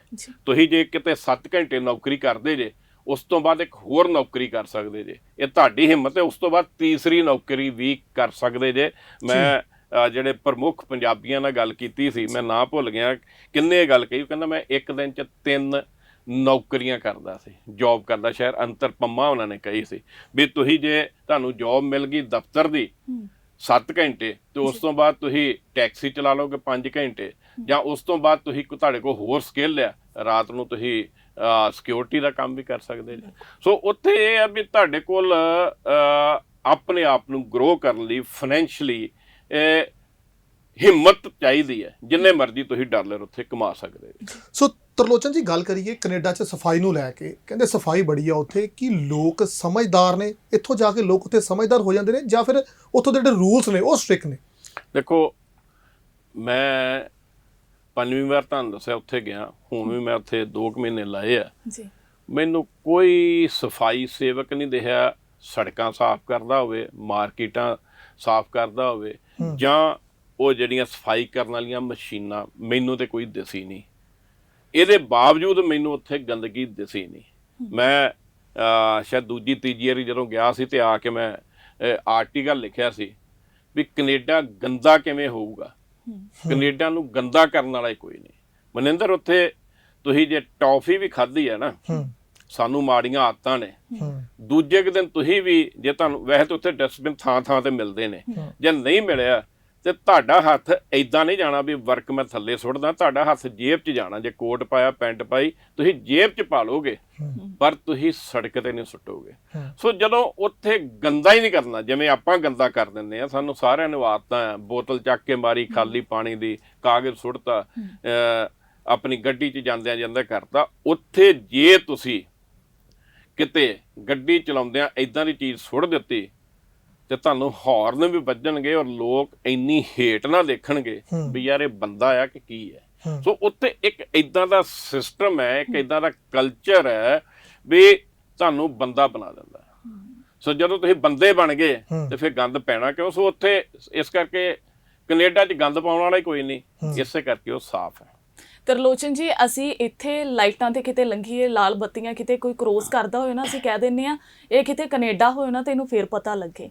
ਉੱਥੋਂ ਦਾ ਟ੍ਰੈਫਿਕ ਸਿਸਟਮ ਕਿਹੋ ਜਿਹਾ? ਦੇਖੋ, ਕੈਨੇਡਾ 'ਚ ਕੋਈ ਵੀ ਬੰਦਾ ਜਿਹੜਾ ਡਰਾਈਵਿੰਗ ਲਾਇਸੈਂਸ ਉਹਦੀ ਜੀਵਨ ਧਾਰਾ ਹੈ। ਜੇ ਡਰਾਈਵਿੰਗ ਲਾਇਸੈਂਸ ਉਹਦਾ ਰੱਦ ਹੋ ਜੇ, ਸਸਪੈਂਡ ਹੋ ਜੇ, ਜ਼ਬਤ ਹੋ ਜੇ, ਤੇ ਉਹ ਸਮਝੋ ਹੈਂਡੀਕੈਪਡ ਹੋ ਗਿਆ। ਕਿਉਂਕਿ ਜੇ ਤੁਸੀਂ ਗੱਡੀ ਨਹੀਂ ਚਲਾ ਸਕੋਗੇ, ਤੁਸੀਂ ਜੌਬ ਵੀ ਨਹੀਂ ਕਰ ਸਕੋਗੇ। ਭਾਵੇਂ ਬੜੇ ਪ੍ਰਬੰਧ ਨੇ ਉੱਥੇ, ਟ੍ਰੇਨ ਬੜੀਆਂ ਵਧੀਆ ਨੇ, ਲੋਕਲ ਬੱਸ ਸਰਵਿਸ ਬਹੁਤ ਵਧੀਆ, ਪਰ ਇਹਦੇ ਬਾਵਜੂਦ ਜਿੱਦਾਂ ਦੇ ਉੱਥੇ ਜੌਬ ਨੇ, ਕੋਈ 6 ਵਜੇ ਸ਼ੁਰੂ ਹੁੰਦੀ ਸ਼ਿਫਟ, ਕੋਈ ਸ਼ਾਮੀ 7 ਵਜੇ ਸ਼ੁਰੂ ਹੁੰਦੀ ਹੈ। ਸੋ ਇੱਕ ਤੇ ਇਹ ਪ੍ਰੈਸ਼ਰ ਹੈ ਉੱਥੇ ਵੀ ਜੇ ਡਰਾਈਵਿੰਗ ਲਾਇਸੈਂਸ ਮੇਰਾ ਚੱਲ ਗਿਆ ਤੇ ਮੈਨੂੰ ਘਰੋਂ ਵੀ 76 ਪੈਣਗੇ ਤੇ ਮੈਨੂੰ ਜੌਬ ਵੀ ਕੋਈ ਨਹੀਂ ਮਿਲਣਾ, ਮੈਂ ਕਰੂੰਗਾ ਕੀ? ਇਹ ਪ੍ਰੈਸ਼ਰ ਹੈ। ਪਰ ਦੂਸਰੀ ਗੱਲ ਜਿਹੜੀ ਇਹ ਹੈ ਵੀ ਉੱਥੇ ਇਹ ਵੀ ਪਤਾ ਵੀ ਮੈਂ ਜੇ ਕਿਸੇ ਰੋਕ ਲਿਆ ਪੁਲਿਸ ਨੇ ਤੇ ਮੈਂ ਕਿਸੇ ਨੂੰ ਫੋਨ ਕਰਾ ਕੇ ਇਹ ਨਹੀਂ ਕਹਿਣਾ ਮੈਂ MLA ਦਾ ਮੁੰਡਾ ਜਾਂ ਮੈਂ ਮੰਤਰੀ ਦਾ ਦੋਸਤ ਹਾਂ ਜਾਂ ਮੈਂ ਫਲਾਣੇ DSP ਦਾ ਮਿੱਤਰ ਹਾਂ। ਉੱਥੇ ਤੇ ਇਹ ਗੱਲ ਚੱਲਣੀ ਨਹੀਂ ਗੀ, ਕੋਈ ਵੀ ਹੋਵੇ, ਭਾਵੇਂ ਕੋਈ ਮੰਤਰੀ ਵੀ ਹੋਵੇ, ਮੰਤਰੀਆਂ MLA ਕੋਈ ਵੀ ਹੋਵੇ। ਸੋ ਉੱਥੇ ਇਹ ਤਾਂ ਪਤਾ ਹੀ ਹੈ ਸਾਰਿਆਂ ਨੂੰ ਵੀ ਰਾਈਟ ਹੈਂਡ ਜਿਹੜੀ ਹੈ ਟ੍ਰੈਫਿਕ ਚੱਲਦੀ ਹੈ ਤੇ ਬਰਾਬਰ ਦੋਵੇਂ ਗੱਡੀਆਂ 100 ਦੀ ਸਪੀਡ ਤੇ ਚੱਲਦੀਆਂ। ਫਰਕ ਵਿੱਚ ਹੁੰਦਾ ਅੱਧੇ ਕੁ ਫੁੱਟ ਦਾ। ਕਿਉਂ ਚੱਲਦੀਆਂ? ਲੇਨ ਹੈ ਜੀ, ਲੇਨ ਨੂੰ ਕ੍ਰਾਸ ਨਹੀਂ ਕਰ ਸਕਦੇ। ਇੱਥੇ ਤੇ ਇਹ ਨਾ ਵੀ ਤੁਹਾਡੇ ਇੱਧਰ ਲੈ ਗਏ ਤੇ ਇੱਧਰ ਲੈ ਜੇ, ਤੁਸੀਂ ਲੇਨ ਨੂੰ ਕ੍ਰਾਸ ਕੀਤਾ, ਮਾੜੀ ਜੀ ਗਲਤੀ ਕੀਤੀ, ਤੁਹਾਨੂੰ ਹਾਰਨ ਵੱਜੂਗਾ। ਹਾਰਨ ਵੱਜਣ ਦਾ ਮਤਲਬ ਇਹ ਹੈ ਵੀ ਸਿੱਧੇ ਤੌਰ ਤੇ ਹਾਰਨ ਦਾ ਇਹ ਅਰਥ ਸਮਝਦੇ ਵੀ ਅਗਲਾ ਬੰਦਾ ਗਾਲ ਕੱਢ ਰਿਹਾ ਵੀ ਸ਼ਰਮ ਨਹੀਂ ਆਉਂਦੀ ਤੈਨੂੰ, ਤੂੰ ਸੜਕ ਤੇ ਆ ਕੇ ਕੀ ਗੰਦ ਪਾਇਆ। ਸੋ ਇਹ ਇੱਕ ਇਦਾਂ ਦਾ ਸਿਸਟਮ ਹੈਗਾ। ਪਰ ਇੱਕ ਗੱਲ ਥੋੜੀ ਮੈਂ ਨੋਟ ਕੀਤੀ ਆ ਵੀ ਸਰੀ 'ਚ ਸਾਡੇ ਪੰਜਾਬੀ ਬਹੁਤ ਨੇ, ਪੰਜਾਬੀਆਂ ਨੇ ਬੜੇ ਉੱਥੇ ਵੱਜ ਕੇ ਮਾਰੇ ਨੇ, ਬਹੁਤ ਨਾਮ ਨਾ ਖੱਟਿਆ, ਪਰ ਟ੍ਰੈਫਿਕ ਸਿਸਟਮ ਵਿੱਚ ਮੈਨੂੰ ਲੱਗਦਾ ਵੀ ਕਿਤੇ ਨਾ ਕਿਤੇ ਸਾਡੇ ਪੰਜਾਬੀ ਉੱਥੇ ਮਨ ਮਰਜ਼ੀ ਕਰਨ ਲੱਗ ਪਏ ਨੇ। ਇੱਕ ਐਗਜ਼ਾਮਪਲ ਸੀ, ਮੈਂ ਤੇ ਮੇਰੀ ਬੇਟੀ ਕਾਰ ਚਲਾ ਰਹੀ ਹੈ, ਅਸੀਂ ਜਾ ਰਹੇ ਸੀ, ਉਹ ਅੱਗੇ ਕਾਰ ਵਾਲਾ ਰਾਈਟ ਹੈਂਡ ਮੁੜਨਾ ਸੀ, ਬੇਟੀ ਨੇ ਬ੍ਰੇਕ ਲਾ ਲਈ, ਹੋ ਸਕਦਾ ਉਹਨੇ ਗਲਤ ਬ੍ਰੇਕ ਲਾਈ ਹੋਵੇ, ਪਿੱਛੇ ਕੋਈ ਆ ਰਿਹਾ ਸੀ, ਉਹਨੇ ਹਾਰਨ ਮਾਰਿਆ, ਵੱਜ ਗਿਆ, ਕੋਈ ਗੱਲ ਨਹੀਂ, ਪਰ ਉਹ ਹਾਰਨ ਲਗਾਤਾਰ ਮਾਰੀ ਗਿਆ, ਸਾਨੂੰ ਕ੍ਰਾਸ ਕਰਕੇ ਵੀ ਉਹਨੇ ਹਾਰਨ ਮਾਰਿਆ ਤੇ ਬੜੇ ਗਲਤ ਇਸ਼ਾਰੇ ਕਰਕੇ ਗਿਆ। ਮੈਂ ਸੋਚਦਾ ਜੇ ਮੇਰੀ ਥਾਂ ਤੇ ਕੋਈ ਹੋਰ ਬੇਟੀ ਨਾਲ ਬੈਠਾ ਹੁੰਦਾ, ਉਹਦਾ ਹਸਬੈਂਡ ਬੈਠਾ ਹੁੰਦਾ, ਤੇ ਇਹਦਾ ਮਤਲਬ ਰੋਡ ਰੇਜ ਉੱਥੇ ਪੰਜਾਬੀਆਂ ਦੀ ਹੋ ਜਾਣੀ ਸੀ। ਸੋ ਏਦਾਂ ਦੀ ਗੱਲ ਵੀ ਕਿਤੇ ਨਾ ਕਿਤੇ, ਜ਼ਿਆਦਾ ਨਹੀਂ, ਰੇਅਰ ਹੈ, ਪਰ ਇਹ ਕਿਤੇ ਨਾ ਕਿਤੇ ਰੜਕਦੀ ਹੈ। ਇੱਕ ਵਾਰੀ ਹੀ ਉੱਥੇ ਵਾਈਟ ਰੌਕ ਹੈ ਸਮੁੰਦਰ ਦੇ ਕਿਨਾਰੇ, ਵਾਈਟ ਰੌਕ ਕਹਿੰਦੇ, ਉੱਥੇ ਗਏ ਰਾਤ ਨੂੰ, ਤੇ ਸਾਡੇ ਪੰਜਾਬੀ ਮੁੰਡੇ ਉੱਥੇ, ਉਹਨਾਂ ਨੇ ਸ਼ੀਸ਼ੇ ਥੱਲੇ ਉਤਾਰੇ ਕਾਰਾਂ ਦੇ, ਤੇ ਬਹੁਤ ਕੰਨ ਪਾੜਵਾ ਮਿਊਜ਼ਿਕ ਚੱਲ ਰਿਹਾ ਸੀ। ਜੇ ਸਾਨੂੰ ਬੁਰਾ ਲੱਗਾ ਤੇ ਜਿਹੜੇ ਗੋਰੇ ਨੇ ਉਹ ਤਾਂ ਕਿਸੇ ਨੂੰ ਡਿਸਟਰਬ ਹੀ ਨਹੀਂ ਕਰਦੇ ਜੀ। ਉਹ ਤੇ ਜੇ ਆਪਾਂ ਤੁਰੇ ਜਾਂਦੇ ਆ, ਉਹਨਾਂ ਨੂੰ ਲੱਗਦਾ ਵੀ ਮੈਂ ਅੱਗੇ ਆ ਕੇ ਕਿਤੇ ਹਰਡਰ ਬਣਿਆ, ਤੇ ਉਹਨਾਂ ਉਸ ਵੇਲੇ ਸੌਰੀ ਫੀਲ ਕਰਨੀ ਹੈ। ਜੇ ਮੈਂ ਸਟੋਰ ਜਾ ਰਿਹਾ, ਮੇਰੇ ਅੱਗੇ ਗੋਰਾ ਜਾ ਰਿਹਾ ਤੇ ਉਹਨੇ ਗੇਟ ਖੋਲ੍ਹਿਆ, ਇਹ ਨਹੀਂ ਵੀ ਉਹਨੇ ਅੰਦਰ ਵੜ ਕੇ ਠਾਹ ਗੇਟ ਛੱਡ ਦੇਣਾ, ਉਹਨੇ ਪਿੱਛੇ ਦੇਖਣਾ, ਹਾਂ ਮੈਨੂੰ ਅੱਗੇ ਲੰਘਾ ਕੇ ਫਿਰ ਗੇਟ ਉਹਨੇ ਛੱਡਣਾ। ਸੋ ਇੱਦਾਂ ਦੀਆਂ ਕਿਤੇ ਨਾ ਕਿਤੇ ਗੱਲਾਂ ਸੁਣਨ ਨੂੰ, ਦੇਖਣ ਨੂੰ ਮਿਲੀਆਂ, ਜਿਹੜੀਆਂ ਲੱਗਦੀਆਂ ਵੀ ਸਾਨੂੰ ਸ਼ੋਭਾ ਨਹੀਂ ਦਿੰਦੀਆਂ। ਜਿਹੜੇ ਦੇਸ਼ ਨੇ ਸਾਨੂੰ ਇੰਨਾ ਗਰੋ ਕੀਤਾ, ਇੰਨਾ ਪ੍ਰਫੁੱਲਤ ਕੀਤਾ, ਰੁਜ਼ਗਾਰ ਦਿੱਤਾ, ਫਿਊਚਰ ਬਣਾਇਆ, ਤੇ ਸਾਨੂੰ ਉਸ ਸਿਸਟਮ ਵਿੱਚ ਰਹਿ ਕੇ ਹੀ ਜਿਹੜਾ ਆ ਸਗੋਂ ਉੱਥੇ ਆਪਣਾ ਨਾਂ ਥਾਂ ਬਣਾਉਣਾ ਚਾਹੀਦਾ। ਤਲੋਚਨ ਜੀ, ਤੁਸੀਂ ਮਨਪ੍ਰੀਤ ਦੇ ਸਵਾਲ ਦੇ ਵਿੱਚ ਥੋੜਾ ਜ਼ਿਕਰ ਕੀਤਾ ਮੰਤਰੀਆਂ ਦੇ ਬਾਰੇ, ਮੈਂ ਕੈਨੇਡਾ ਦੀ ਸਿਆਸਤ ਦੀ ਗੱਲ ਕਰਾਂਗਾ। ਪੰਜਾਬੀਆਂ ਨੇ ਬਹੁਤ ਮੱਲਾਂ ਮਾਰੀਆਂ ਕੈਨੇਡਾ ਵਿੱਚ ਜਾ ਕੇ, ਔਰ ਬਿਨਾਂ ਸਿਕਿਉਰਿਟੀ ਤੋਂ ਅਸੀਂ ਆਮ ਤੌਰ ਤੇ ਦੇਖਦੇ ਹਾਂ ਕਿ ਚਾਹੇ ਉੱਥੇ ਦੇ ਵਿਧਾਇਕ ਹੋਣ, ਮੰਤਰੀ ਖੁੱਲ੍ਹੇਆਮ ਘੁੰਮਦੇ ਨੇ। ਜੇ ਤੁਹਾਨੂੰ ਕੰਪੈਰੀਜ਼ਨ ਕਰਨਾ ਹੋਵੇ ਇੱਥੋਂ ਦੀ ਸਿਆਸਤ ਤੇ ਉੱਥੇ ਦੀ ਸਿਆਸਤ ਨਾਲ, ਤੁਸੀਂ ਕਿਵੇਂ ਕਰੋ? ਕਰ ਹੀ ਨਹੀਂ ਸਕਦੇ ਮਨਿੰਦਰ, ਜ਼ਮੀਨ ਅਸਮਾਨ ਦਾ ਫਰਕ ਹੈ। ਮੈਂ ਅਮਨ ਸਿੰਘ ਜੀ ਜਿਹੜੇ ਬ੍ਰਿਟਿਸ਼ ਕੋਲੰਬੀਆ ਵਿਧਾਨ ਸਭਾ ਦੇ ਪਹਿਲੇ ਦਸਤਾਰਧਾਰੀ ਸਿੱਖ MLA ਬਣੇ ਨੇ, ਉਹਨਾਂ ਦੇ ਇੰਟਰਵਿਊ ਕੀਤੀ, ਰਿਚਮੰਡ ਹਲਕੇ ਤੋਂ ਉਹ ਸੰਬੰਧਿਤ ਨੇ, ਤੇ ਉਹਨਾਂ ਨੇ ਸਾਨੂੰ ਰਿਚਮੰਡ ਆਪਣੇ ਆਫਿਸ ਬੁਲਾ ਲਿਆ। ਅਸੀਂ ਉਹਨਾਂ ਦੇ ਪਹੁੰਚਣ ਤੋਂ 5-7 ਮਿੰਟ ਪਹਿਲਾਂ ਪਹੁੰਚ ਗਏ, ਤੇ ਉਹ ਬਾਅਦ 'ਚ ਆਏ। ਉਹਨਾਂ ਨੇ ਖੁਦ ਆ ਕੇ ਚਾਬੀ ਲਾ ਕੇ ਆਪਣਾ ਦਫ਼ਤਰ ਖੋਲ੍ਹਿਆ, ਇਕੱਲੇ ਗੱਡੀ ਚਲਾ ਕੇ ਆਏ, ਕੋਈ ਸਿਕਿਉਰਿਟੀ ਦੇ ਦੂਰ ਦੀ ਗੱਲ, ਕੋਈ ਬੰਦਾ ਨਾਲ ਨਹੀਂ ਸੀ। ਦਫ਼ਤਰ ਖੋਲ੍ਹਿਆ, ਦਫ਼ਤਰ ਆ ਕੇ ਸਾਨੂੰ ਉਹਨਾਂ ਨੇ ਆਪ ਹੀ ਚਿਹਰਾ ਚੁਹਰਾ ਸੱਟ ਕਰਕੇ ਬਿਠਾਇਆ, ਆਪ ਹੀ ਪਾਣੀ ਦਿੱਤਾ, ਤੇ ਜਦੋਂ ਇੰਟਰਵਿਊ ਕਰਨੀ ਸੀ ਤਾਂ ਆਪ ਹੀ ਉਹਨਾਂ ਨੇ ਕੁਰਸੀਆਂ ਚੱਕ ਕੇ ਉੱਥੇ ਰੱਖੀਆਂ। ਬਾਅਦ 'ਚ ਕਹਿੰਦੇ ਲੰਚ ਇਕੱਠਿਆਂ ਕਰਨਾ, ਇੱਕ ਰੈਸਟੋਰੈਂਟ, ਸਧਾਰਨ ਜਿਹੇ ਰੈਸਟੋਰੈਂਟ 'ਚ, ਇੱਥੇ MLA ਆਮ ਰੈਸਟੋਰੈਂਟ 'ਚ ਜਾਂਦਾ ਹੀ ਨਹੀਂ ਗਾ, ਉਹਨੂੰ ਇਹ ਵੀ ਮੇਰੀ ਹੱਦ ਤੱਕ ਹੈ। ਰੈਸਟੋਰੈਂਟ 'ਚ ਗਏ, ਬੈਠ ਕੇ ਖਾਣਾ ਖਾਣ ਲੱਗ ਪਏ, ਤੇ ਮੈਂ ਪੁੱਛਿਆ, ਮੈਂ ਕਿਹਾ ਅਮਨ ਜੀ, ਇਹ ਜਿੰਨੇ ਅਸੀਂ ਇੰਨਾ ਘੁੰਮੇ ਆ ਇੱਥੇ ਪਾਰਕਿੰਗ 'ਚ ਵੀ, ਤੁਹਾਨੂੰ ਕੋਈ ਜਾਣਦਾ ਨਹੀਂ ਗਾ? ਕਹਿੰਦਾ ਲੱਗਦਾ ਸ਼ਾਇਦ ਨਾ ਜਾਣਦਾ ਹੋਵੇ, ਪਰ ਜੇ ਕੋਈ ਜਾਣਦਾ ਵੀ ਹੋਊਗਾ ਤੇ ਉਹ ਮੈਨੂੰ ਬੌਦਰ ਨਹੀਂ ਕਰੂਗਾ, ਉਹ ਆਪਣਾ ਟਾਈਮ ਨਹੀਂ ਖਰਾਬ ਕਰੂਗਾ, ਕਿਉਂਕਿ ਉਹਨੂੰ ਪਤਾ ਵੀ ਬੇਵਜ੍ਹਾ ਇਹਨੂੰ ਮਿਲ ਕੇ ਤੇ ਮੈਂ ਕੋਈ ਲਾਭ ਥੋੜ੍ਹਾ ਲੈਣਾ ਆ। ਸੋ ਉੱਥੇ ਇੱਦਾਂ ਦਾ, ਇੱਕ ਵਾਰੀ ਮੈਂ ਪਹਿਲੋਂ ਗਿਆ ਸੀ ਕੈਨੇਡਾ, ਗੋਲ ਗੱਪਿਆਂ ਦੀ ਬੜੀ ਮਸ਼ਹੂਰ ਦੁਕਾਨ ਉੱਥੇ ਸਰੀ 'ਚ, ਰਵੀ ਕਾਲੋਂ ਅੱਜ ਕੱਲ੍ਹ ਮੰਤਰੀ ਹੈ ਉਹ BC ਸਰਕਾਰ ਦਾ, ਉਦੋਂ MLA ਸੀ, ਤੇ ਨਾਲ ਹੋਰ ਚੰਗਾ ਉਹਦਾ ਸੀ, ਉਹ ਓਲੰਪੀਅਨ ਵੀ ਨੇ ਹਾਕੀ ਦੇ। ਤੇ ਮੈਂ ਤੇ ਮੇਰਾ ਦੋਸਤ ਗੋਲ ਗੱਪਿਆਂ ਵਾਲੀ ਦੁਕਾਨ ਦੇ ਅੰਦਰ ਬੈਠ ਕੇ ਖਾ ਖੂ ਰਹੇ ਸੀ, ਤੇ ਉਹ ਲਾਈਨ 'ਚ ਲੱਗੇ ਸੀ। ਮਤਲਬ ਗੋਲ ਗੱਪਿਆਂ ਦੀ ਦੁਕਾਨ ਦਾ ਮਾਲਕ ਵੀ ਜਿਹੜਾ ਇੰਨਾ ਸਟ੍ਰਿਕਟ ਹੈ ਵੀ ਇਹ ਨਹੀਂ ਕਹੂਗਾ ਵੀ ਯਾਰ ਰਵੀ ਕਾਲੋਂ ਖੜਾ ਹੈ ਤੇ ਮੈਂ ਉਹ ਲੰਘ ਕੇ, ਅਗਲੇ ਬੰਦਿਆਂ ਨੂੰ ਲੰਘ ਕੇ, ਤੇ ਉਹਨੂੰ ਗੋਲ ਗੱਪੇ ਜੋ ਵੀ ਉਹ ਲੈਣ ਗਿਆ ਸੀ ਉਹਨੂੰ ਦੇਵਾਂ। ਤੇ ਉਹ ਵੀ ਬੜੇ ਸਿੰਪਲ ਅੰਦਾਜ਼ 'ਚ ਉੱਥੇ ਖੜਿਆ ਸੀ, ਇਹ ਉੱਠ ਕੇ ਉਹਨੂੰ ਮਿਲੇ, ਗੱਲਾਂ ਬਾਤਾਂ ਮਾਰਦੇ ਰਹੇ। ਉੱਥੋਂ ਦਾ ਤੇ ਜਿਹੜਾ ਪੋਲੀਟੀਕਲੀ, ਇੱਕ ਮੇਰੇ ਦੋਸਤ ਨੇ, ਉਹਨਾਂ ਦਾ ਕਾਲਜ ਉੱਥੇ, ਉਹਨਾਂ ਦਾ ਫੰਕਸ਼ਨ ਸੀ ਡਿਗਰੀ ਵੰਡ ਸਮਾਰੋਹ, ਤੇ ਉੱਥੇ ਮੁੱਖ ਮਹਿਮਾਨ ਵਜੋਂ ਆਏ ਸੁਖ ਧਾਲੀਵਾਲ, ਸੰਸਦ ਮੈਂਬਰ ਨੇ, 4ਥੀ ਵਾਰ ਬਣੇ ਨੇ, ਕੱਲੇ ਆਏ ਸ਼੍ਰੀਮਾਨ ਜੀ, ਤੇ ਕੱਲੇ ਹੀ ਗਏ। ਕੋਈ ਉਹਨਾਂ ਦਾ ਡਰਾਈਵਰ ਨਹੀਂ ਸੀ ਨਾਲ, ਆਪ ਹੀ ਗੱਡੀ ਚਲਾ ਕੇ ਗਏ, ਆਪ ਹੀ ਗੱਡੀ ਲਾ ਕੇ ਤੇ ਵਾਪਸ ਗਏ। ਸੋ ਉੱਥੇ ਇਹ ਸਭ ਤੋਂ ਵੱਡਾ ਸਿਸਟਮ ਹੈ। ਦੂਸਰੀ ਗੱਲ, ਉੱਥੇ ਆਮ ਤੁਸੀਂ ਖਬਰਾਂ ਸੁਣੀਆਂ ਹੋਣਗੀਆਂ, ਵੱਡੇ ਵੱਡੇ ਅਹੁਦਿਆਂ ਤੇ ਬੈਠੇ ਜਿਹੜੇ ਨੇ ਉਹ ਸਿਆਸਤਦਾਨ, ਖਾਸ ਕਰਕੇ ਗੋਰੇ, ਉਹ ਕਹਿੰਦੇ ਵੀ ਮੈਂ ਹੁਣ ਅਸਤੀਫਾ ਦੇ ਦੇਣਾ। ਫਿਰ ਪੁੱਛਿਆ ਜਾਂਦਾ ਵੀ ਕਿਉਂ? ਕਹਿੰਦੇ ਮੈਂ ਹੁਣ ਫੈਮਿਲੀ ਲਾਈਫ ਜੀਉਣਾ ਚਾਹੁੰਦਾ ਹਾਂ। ਸਾਡੇ ਸਿਆਸਤਦਾਨ ਜੇ ਕਿਸੇ ਨੂੰ ਤੁਸੀਂ ਮੰਤਰੀਸ਼ਿਪ ਤੋਂ ਲੈ ਦਿਓ ਜਾਂ ਕਿ MLA ਨਹੀਂ ਜਿੱਤਦਾ ਤੇ ਉਹ ਸਮਝਦਾ ਵੀ ਮੈਂ ਤੇ ਮਰ ਹੀ ਗਿਆ, ਮੈਂ ਤੇ ਖਤਮ ਹੀ ਹੋ ਗਿਆ। ਸੋ ਜ਼ਮੀਨ ਅਸਮਾਨ ਦਾ ਫਰਕ ਹੈ ਉੱਥੇ। ਕਿਤੇ ਕਿਤੇ ਇਹ ਗੱਲ ਸੁਣਨ ਨੂੰ ਮਿਲਦੀ ਹੈ ਵੀ ਜਿਹੜੇ ਸਾਡੇ ਪੰਜਾਬੀ ਵੱਡੇ ਪੱਧਰ ਤੇ ਸਿਆਸਤ 'ਚ ਉੱਥੇ ਗਏ ਨੇ, ਕੁਝ ਉਹਨਾਂ ਵਿੱਚੋਂ ਹੁਣ ਪੰਜਾਬ ਵਾਲੇ ਦਾ ਪੇਚ ਖੇਡਣ ਲੱਗ ਪਏ ਨੇ। ਇਦਾਂ ਦੀਆਂ ਗੱਲਾਂ ਵੀ ਹੁਣ ਥੋੜ੍ਹੀਆਂ ਚੱਲਣ ਲੱਗ ਪਈਆਂ ਜੀ। ਗੱਲ ਪੰਜਾਬੀ ਮਾਂ ਬੋਲੀ ਦੀ ਅਸੀਂ ਕਰ ਲਈ, ਤੇ ਕੈਨੇਡਾ ਦੇ ਵਿੱਚ ਪੰਜਾਬੀ ਭਾਸ਼ਾ ਦੀ ਸਥਿਤੀ ਕੀ ਹੈ? ਦੇਖੋ, ਉੱਥੇ ਬਲਵੰਤ ਸਿੰਘ ਸੰਘੇੜਾ ਨੇ, ਉਹਨਾਂ ਨੇ ਪੰਜਾਬੀ ਲਈ ਬੜਾ ਕਾਰਜ ਕੀਤਾ। ਮੈਂ ਉਹਨਾਂ ਦੀ ਇੰਟਰਵਿਊ ਕੀਤੀ ਸੀ, ਪਹਿਲਾਂ ਵੀ ਮਿਲਿਆ ਸੀ ਉਹਨਾਂ ਨੂੰ। ਜਦੋਂ ਵੈਂਕੂਵਰ ਏਅਰਪੋਰਟ ਤੇ ਉਤਰਦੇ ਆ ਤੇ ਸਾਨੂੰ ਪੰਜਾਬੀ 'ਚ ਲਿਖਿਆ ਮਿਲਦਾ, ਸਵਾਗਤ, ਜੀ ਆਇਆਂ ਨੂੰ। ਜਦੋਂ ਦਿੱਲੀ ਤੋਂ ਅਸੀਂ ਜਾਂਦੇ ਆ ਏਅਰਪੋਰਟ ਤੋਂ ਤੇ ਸਾਨੂੰ ਪੰਜਾਬੀ ਦਾ ਇੱਕ ਸ਼ਬਦ ਨਹੀਂ ਮਿਲਦਾ। ਬਲਵੰਤ ਸੰਘੇੜਾ ਨੇ ਦੱਸਿਆ ਵੀ ਕੈਨੇਡਾ 'ਚ ਪੰਜਾਬੀ ਰੁਜ਼ਗਾਰ ਦੀ ਭਾਸ਼ਾ ਬਣ ਗਈ ਹੈ, ਰੁਜ਼ਗਾਰ ਦੀ ਭਾਸ਼ਾ ਬਣ ਗਈ ਹੈ। ਉੱਥੇ ਤੁਸੀਂ ਕਿਸੇ ਬੈਂਕ 'ਚ ਜਾਓ, ਕਿਸੇ ਸਰਕਾਰੀ ਦਫ਼ਤਰ 'ਚ ਜਾਓ, ਬਕਾਇਦਾ ਕਾਊਂਟਰ ਲੱਗੇ ਨੇ ਪੰਜਾਬੀਆਂ ਨੂੰ ਅਟੈਂਡ ਕਰਨ ਦੇ। ਮੈਂ BC ਦੀ ਜਿਹੜੀ ਕੈਪੀਟਲ ਵਿਕਟੋਰੀਆ, ਉੱਥੇ ਗਿਆ, ਅਸੈਂਬਲੀ 'ਚ ਗਿਆ, ਤੇ ਉੱਥੇ ਜਿਹੜੀ ਹਿਸਟਰੀ ਦੀਆਂ ਬੁੱਕ ਲਿਖੀਆਂ ਸੀ ਤੇ ਉਹ ਪੰਜਾਬੀ 'ਚ ਵੀ ਮਿਲੀ ਮੈਨੂੰ। ਸੋ ਉੱਥੋਂ ਦੇ ਪੰਜਾਬੀਆਂ ਦੀ ਹਿੰਮਤ ਹੈ, ਮਿਹਨਤ ਹੈ ਵੀ ਉੱਥੇ ਜਿੰਨੀ ਕੁ ਪੰਜਾਬੀ ਦੀ ਲੋੜ ਹੈ ਸਕੂਲਾਂ 'ਚ ਵੀ, ਸਕੂਲਾਂ 'ਚ ਥੋੜੀ ਇਦਾਂ ਦੀ ਕੰਡੀਸ਼ਨ ਤੇ ਹੈਗੀ ਹੈ ਵੀ ਇਸ ਸਕੂਲ 'ਚ ਇੰਨੇ ਜੇ ਬੱਚੇ ਹੋਣਗੇ ਤੇ ਪੰਜਾਬੀ ਟੀਚਰ ਵੀ ਮਿਲੇਗਾ ਤੇ ਪੰਜਾਬੀ ਕਿਤਾਬਾਂ ਵੀ ਮਿਲਣਗੀਆਂ ਤੇ ਪੰਜਾਬੀ 'ਚ ਪੜ੍ਹਾਇਆ ਵੀ ਜਾਊਗਾ। ਸੋ ਹੁਣ ਮਰਦਮਸ਼ੁਮਾਰੀ ਕਰਾਈ, ਕਹਿੰਦੇ ਉਹਦੀ ਆਉਣ ਵਾਲੀ ਹੈ ਰਿਪੋਰਟ। ਸ਼ਾਇਦ ਉਹਨਾਂ ਨੂੰ ਆਸ ਹੈ ਵੀ ਪੰਜਾਬੀ ਜਿਹੜੀ ਹੈ ਉਹਦਾ ਰੁਤਬਾ ਜਿਹੜਾ ਹੋਰ ਵੱਧ ਜੂਗਾ, ਕਿਉਂਕਿ ਗਿਣਤੀ ਦੇ ਆਧਾਰ ਤੇ ਉਹ ਵੱਧਦਾ ਹੈ। ਸੋ ਪੰਜਾਬੀ ਇਹ ਕਹਿ ਸਕਦੇ ਆ ਵੀ ਕੈਨੇਡਾ 'ਚ ਖਾਸ ਕਰਕੇ ਸਰੀ, ਬਰੈਂਪਟਨ, ਜਿਹੜੇ ਇੱਦਾਂ ਦੇ ਕੈਲਗਰੀ, ਐਡਮਿੰਟਨ ਹੈ, ਜਿੱਥੇ ਪੰਜਾਬੀ ਰਹਿੰਦੇ ਨੇ, ਉਹਨਾਂ ਨੂੰ ਉੱਥੇ ਪੰਜਾਬੀ ਬੋਲਣ ਤੇ ਲਿਖਣ ਲਈ ਕੋਈ ਤੰਗੀ ਮਹਿਸੂਸ ਨਹੀਂ ਹੁੰਦੀ। ਸਰਕਾਰੀ ਦਫ਼ਤਰਾਂ ਵਿੱਚ ਵੀ, ਔਰ ਕਈ ਤੇ ਮਾਰਕੀਟਾਂ ਦੇ ਨਾਂ ਪੰਜਾਬੀ 'ਚ ਲਿਖੇ ਨੇ, ਦੁਕਾਨਾਂ ਦੇ ਮੋਸਟਲੀ ਨਾਂ ਪੰਜਾਬੀ 'ਚ ਲਿਖੇ ਨੇ ਉੱਥੇ। ਉਹਦਾ ਕਾਰਨ ਮੈਨੂੰ ਸਮਝ ਨਹੀਂ ਆਇਆ, ਪਰ ਮੱਛੀ ਦੇ ਪਕੌੜੇ ਪੰਜਾਬੀ 'ਚ ਲਿਖੇ ਮੈਂ ਦੇਖੇ ਨੇ ਉੱਥੇ। ਸੋ ਪੰਜਾਬੀ ਦੀ ਸਥਿਤੀ ਉੱਥੇ ਕਹਿ ਸਕਦੇ ਆ ਵੀ ਇਸ ਵਕਤ ਕਾਫੀ ਚੰਗੀ ਹੈ। ਤਰਲੋਚਨ ਜੀ, ਆਪਾਂ ਸਾਰੀ ਗੱਲਾਂ ਦਾ ਜੇ ਨਿਚੋੜ ਕੱਢੀਏ, ਆਪਾਂ ਵੱਡਾ ਕਾਰਨ ਸਮਝਦੇ ਹਾਂ, ਕਾਰਨ ਲੱਭਦੇ ਹਾਂ ਕਿ ਇੱਥੋਂ ਦੀ ਨੌਜਵਾਨ ਪੀੜ੍ਹੀ, ਜੇ ਆਪਾਂ ਹਰ ਇੱਕ ਪਰਿਵਾਰ ਦੀ ਗੱਲ ਕਰੀਏ, ਹਰ ਇੱਕ ਪਰਿਵਾਰ 'ਚੋਂ ਅੱਜ ਨੌਜਵਾਨ ਬਾਹਰਲੀ ਧਰਤੀ ਤੇ ਜਾਣਾ ਚਾਹੁੰਦਾ ਹੈ।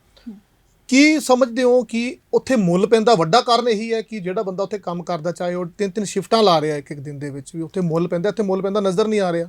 ਦੇਖੋ, ਮੈਨੂੰ ਤਾਂ ਪਹਿਲੋਂ ਤੇ ਲੋਕ ਆਪਣੇ ਬੱਚਿਆਂ ਨੂੰ ਭੇਜਦੇ ਸੀ ਢਨਾੜ ਲੋਕ, ਵੀ ਸਾਡਾ ਬੱਚਾ ਵਲੈਤ ਪੜ੍ਹ ਕੇ ਆਊਗਾ, ਅਸੀਂ ਕਹਾਂਗੇ ਵੀ ਵਲੈਤ ਤੋਂ ਪੜ੍ਹ ਕੇ ਆਇਆ, ਸਟੇਟਸ ਸਿੰਬਲ ਜਿਹੜਾ ਆ ਵੱਡਾ ਕਰਨ ਲਈ।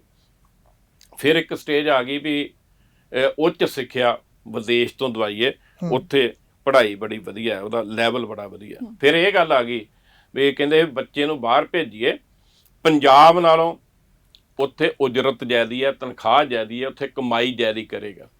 ਫਿਰ ਇੱਕ ਪੜਾਅ ਇਹ ਆ ਗਿਆ ਵੀ ਪੰਜਾਬ 'ਚ ਤੇ ਰੁਜ਼ਗਾਰ ਹੀ ਹੈ ਨਹੀਂ, ਨੌਕਰੀਆਂ ਨਹੀਂ ਮਿਲਣੀਆਂ, ਇਸ ਲਈ ਮਜਬੂਰੀ 'ਚ ਉੱਥੇ ਭੇਜਿਆ ਜਾਂਦਾ ਸੀ।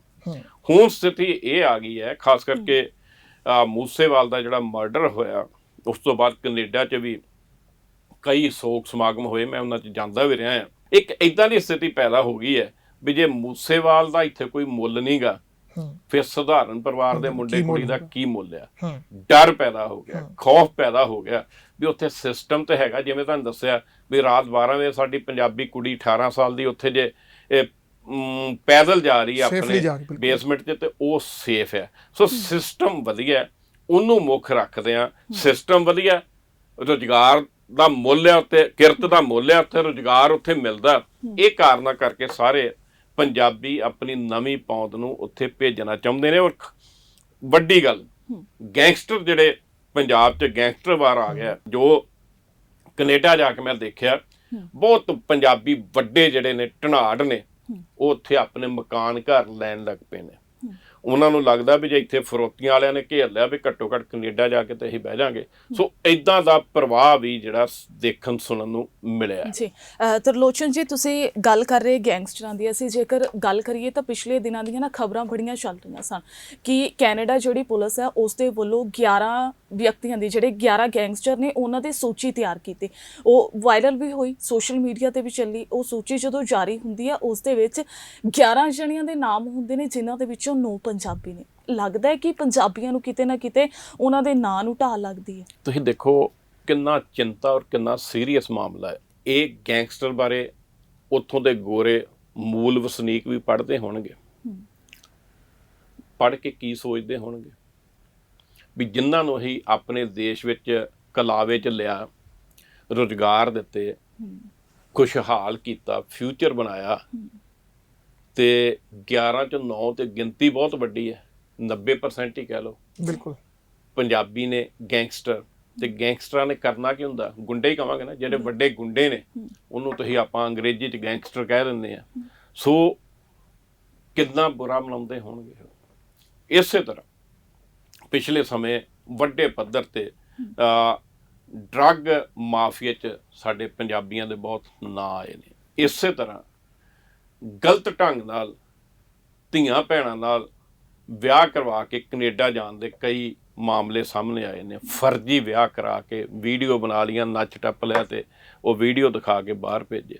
ਸੋ ਇਹ ਸਾਰੀਆਂ ਗੱਲਾਂ ਜਿਹੜੀਆਂ ਨੇ ਇਹ ਡੀਫੇਮ ਕਰ ਰਹੀਆਂ ਨੇ, ਪੰਜਾਬੀਆਂ ਨੂੰ ਢਾਹ ਲਾ ਰਹੀਆਂ ਨੇ। ਜੋ ਕੈਨੇਡਾ ਵਿੱਚ ਚਰਚਾ ਚੱਲ ਰਹੀ ਹੈ ਵੀ ਇਹ ਸਾਰਾ ਪ੍ਰਵਾਹ ਜਿਹੜਾ ਚੱਲ ਰਿਹਾ ਉਹਨੂੰ ਮੁੱਖ ਰੱਖਦਿਆਂ ਕੈਨੇਡਾ ਗਵਰਨਮੈਂਟ ਜਿਹੜੀ ਹੈ ਇਮੀਗ੍ਰੇਸ਼ਨ ਨੀਤੀ ਨਿਯਮ ਜਿਹੜੇ ਹੈ ਉਹਨਾਂ ਨੂੰ ਰਿਵਿਊ ਕਰ ਰਹੀ ਹੈ।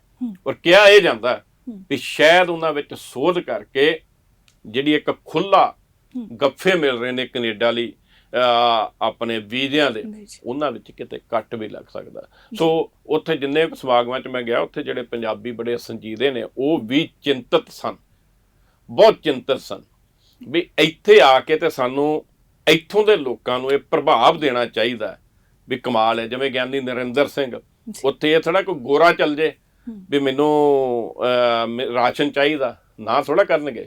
ਔਰ ਇੱਕ ਉੱਥੇ ਮੋਦੀ ਖਾਨਾ ਕਿਚਨ ਚੱਲਦੀ, ਬਾਬੇ ਨਾਨਕ ਦੇ ਚੱਲਦੀ ਫਿਰਦੀ ਕਿਚਨ, ਜਿਹੜੇ ਬੇਘਰੇ ਨੇ, ਮੈਂ ਬਕਾਇਦਾ ਦੇਖ ਕੇ ਆਇਆ, ਉਹ ਗੱਡੀ ਜਾਂਦੀ ਹੈ ਬੇਘਰਿਆਂ ਨੂੰ ਹਰੇਕ ਸੈਚਰਡੇ ਉੱਥੇ ਖਾਣਾ ਖਵਾ ਕੇ ਆਉਂਦੇ ਨੇ। ਉਹਨਾਂ 'ਚ ਮੋਸਟਲੀ ਮੈਂ ਦੇਖਿਆ ਗੋਰੇ ਸੀ, ਮੋਸਟਲੀ ਗੋਰੇ ਸੀ। ਇੱਕ ਪਾਸੇ ਤੇ ਅਸੀਂ ਇਹ ਕਾਰਜ ਕਰ ਰਹੇ ਹਾਂ, ਦੂਸਰੇ ਪਾਸੇ ਜਦੋਂ ਸਾਡੇ ਪੰਜਾਬੀਆਂ ਦੇ ਨਾਂ ਗੈਂਗਸਟਰ ਨਾਲ ਜੁੜਨਗੇ, ਡਰੱਗ ਮਾਫੀਆ ਨਾਲ ਜੁੜਨਗੇ ਔਰ ਫਰਜ਼ੀ ਵਿਆਹ ਕਰਕੇ ਤੇ ਕੈਨੇਡਾ ਦੇ ਜਹਾਜ਼ਾਂ ਦੇ ਚੜ੍ਹਨ ਤੇ ਚੱਲਣਗੇ ਤੇ ਕੁਦਰਤੀ ਉਹਦੇ ਨਾਲ ਸਾਨੂੰ ਨੁਕਸਾਨ ਵੀ ਹੋਊਗਾ, ਬਦਨਾਮੀ ਦੇ ਨਾਲ ਹੋਣੀ ਹੈ। ਤਰਲੋਚਨ ਜੀ, ਅਸੀਂ ਗੱਲ ਕਰੀਏ ਤਾਂ ਤੁਸੀਂ ਕੈਨੇਡਾ ਜਾ ਕੇ ਆਏ ਹੋ। ਹੁਣ ਅਸੀਂ ਇੱਥੋਂ ਦੀ ਪਹਿਲਾਂ ਗੱਲ ਕਰੀਏ, ਜਦੋਂ ਗੋਰੇ ਕਿਤੇ ਪੰਜਾਬ ਦੇ ਵਿੱਚ ਆਉਂਦੇ ਨੇ, ਸਾਡੇ ਵੈਸੇ ਵੀ ਅਸੀਂ ਕਿਹਾ ਜਾਂਦਾ ਕਿ ਪੰਜਾਬੀ ਜਿਹੜੇ ਨੇ ਪ੍ਰਾਹੁਣਿਆਂ ਦਾ ਬੜਾ ਸਵਾਗਤ ਕਰਦੇ ਨੇ। ਘਰ ਕੋਈ ਮਹਿਮਾਨ ਆ ਜਾਏ ਬੜੀ ਖਾਤਰਦਾਰੀ ਕੀਤੀ ਜਾਂਦੀ ਹੈ। ਗੋਰੇ ਵੀ ਆਉਂਦੇ ਨੇ, ਅਸੀਂ ਵੇਖਦੇ ਅਕਸਰ ਸ਼੍ਰੀ ਦਰਬਾਰ ਸਾਹਿਬ ਵੇਖ ਲਈ, ਉੱਥੇ ਜਾਂਦੇ ਨੇ ਤਾਂ ਪੰਜਾਬੀ ਲੋਕ ਉਹਨਾਂ ਦੇ ਨਾਲ ਬੜਾ ਖੁੱਲ੍ਹ ਕੇ ਜਿਹੜਾ ਵਿਵਹਾਰ ਕਰਦੇ ਨੇ, ਵਤੀਰਾ ਕਰਦੇ ਨੇ। ਉੱਥੇ ਜਦੋਂ ਪੰਜਾਬ ਦੇ ਲੋਕ ਜਾਂਦੇ ਨੇ ਜਾਂ ਤੁਸੀਂ ਜਾ ਕੇ ਆਏ ਹੋ ਉੱਥੇ, ਉੱਥੋਂ ਦੇ ਗੋਰਿਆਂ ਦਾ ਕਿੱਦਾਂ ਦਾ ਵਿਵਹਾਰ ਹੈ ਪੰਜਾਬੀਆਂ ਦੇ ਨਾਲ? ਦੇਖੋ ਕੈਨੇਡਾ 'ਚ ਹਰੇਕ ਥਾਂ ਤੇ ਲਾਈਨਾਂ ਲੱਗੀਆਂ ਹੁੰਦੀਆਂ, ਭਾਵੇਂ ਕਾਫੀ ਸ਼ਾਪ ਤੇ ਚੱਲ ਜਾਓ, ਭਾਵੇਂ 에ਅਰਪੋਰਟ ਤੇ ਚੱਲ ਜਾਓ, ਭਾਵੇਂ ਕਿਸੇ ਸਟੋਰ ਤੇ ਚੱਲ ਜਾਓ, ਕੈਸ਼ ਕਾਊਂਟਰ ਤੇ ਚੱਲ ਜਾਓ, ਲਾਈਨ ਲੱਗੀ ਹੁੰਦੀ। ਸਾਨੂੰ ਸੁਭਾਅ ਨਹੀਂ ਸਾਡਾ ਹੈਗਾ, ਸਾਨੂੰ ਲੱਗਦਾ ਇਹ ਲੋਕ ਤਾਂ ਐਵੇਂ ਹੀ ਖੜੇ ਆ। ਕਈ ਵਾਰੀ ਭੁਲੇਖੇ ਨਾਲ ਅੱਗੇ ਚੱਲ ਜੀਦਾ। ਤੇ ਜੇ ਤਾਂ ਕੋਈ ਪੰਜਾਬੀ ਹੋਊਗਾ ਉਹ ਤੇ ਘੂਰੂਗਾ ਵੀ ਕੀ ਕਰ ਰਿਹਾ ਤੂੰ, ਮੋਸਟਲੀ ਮੈਂ ਦੇਖਿਆ।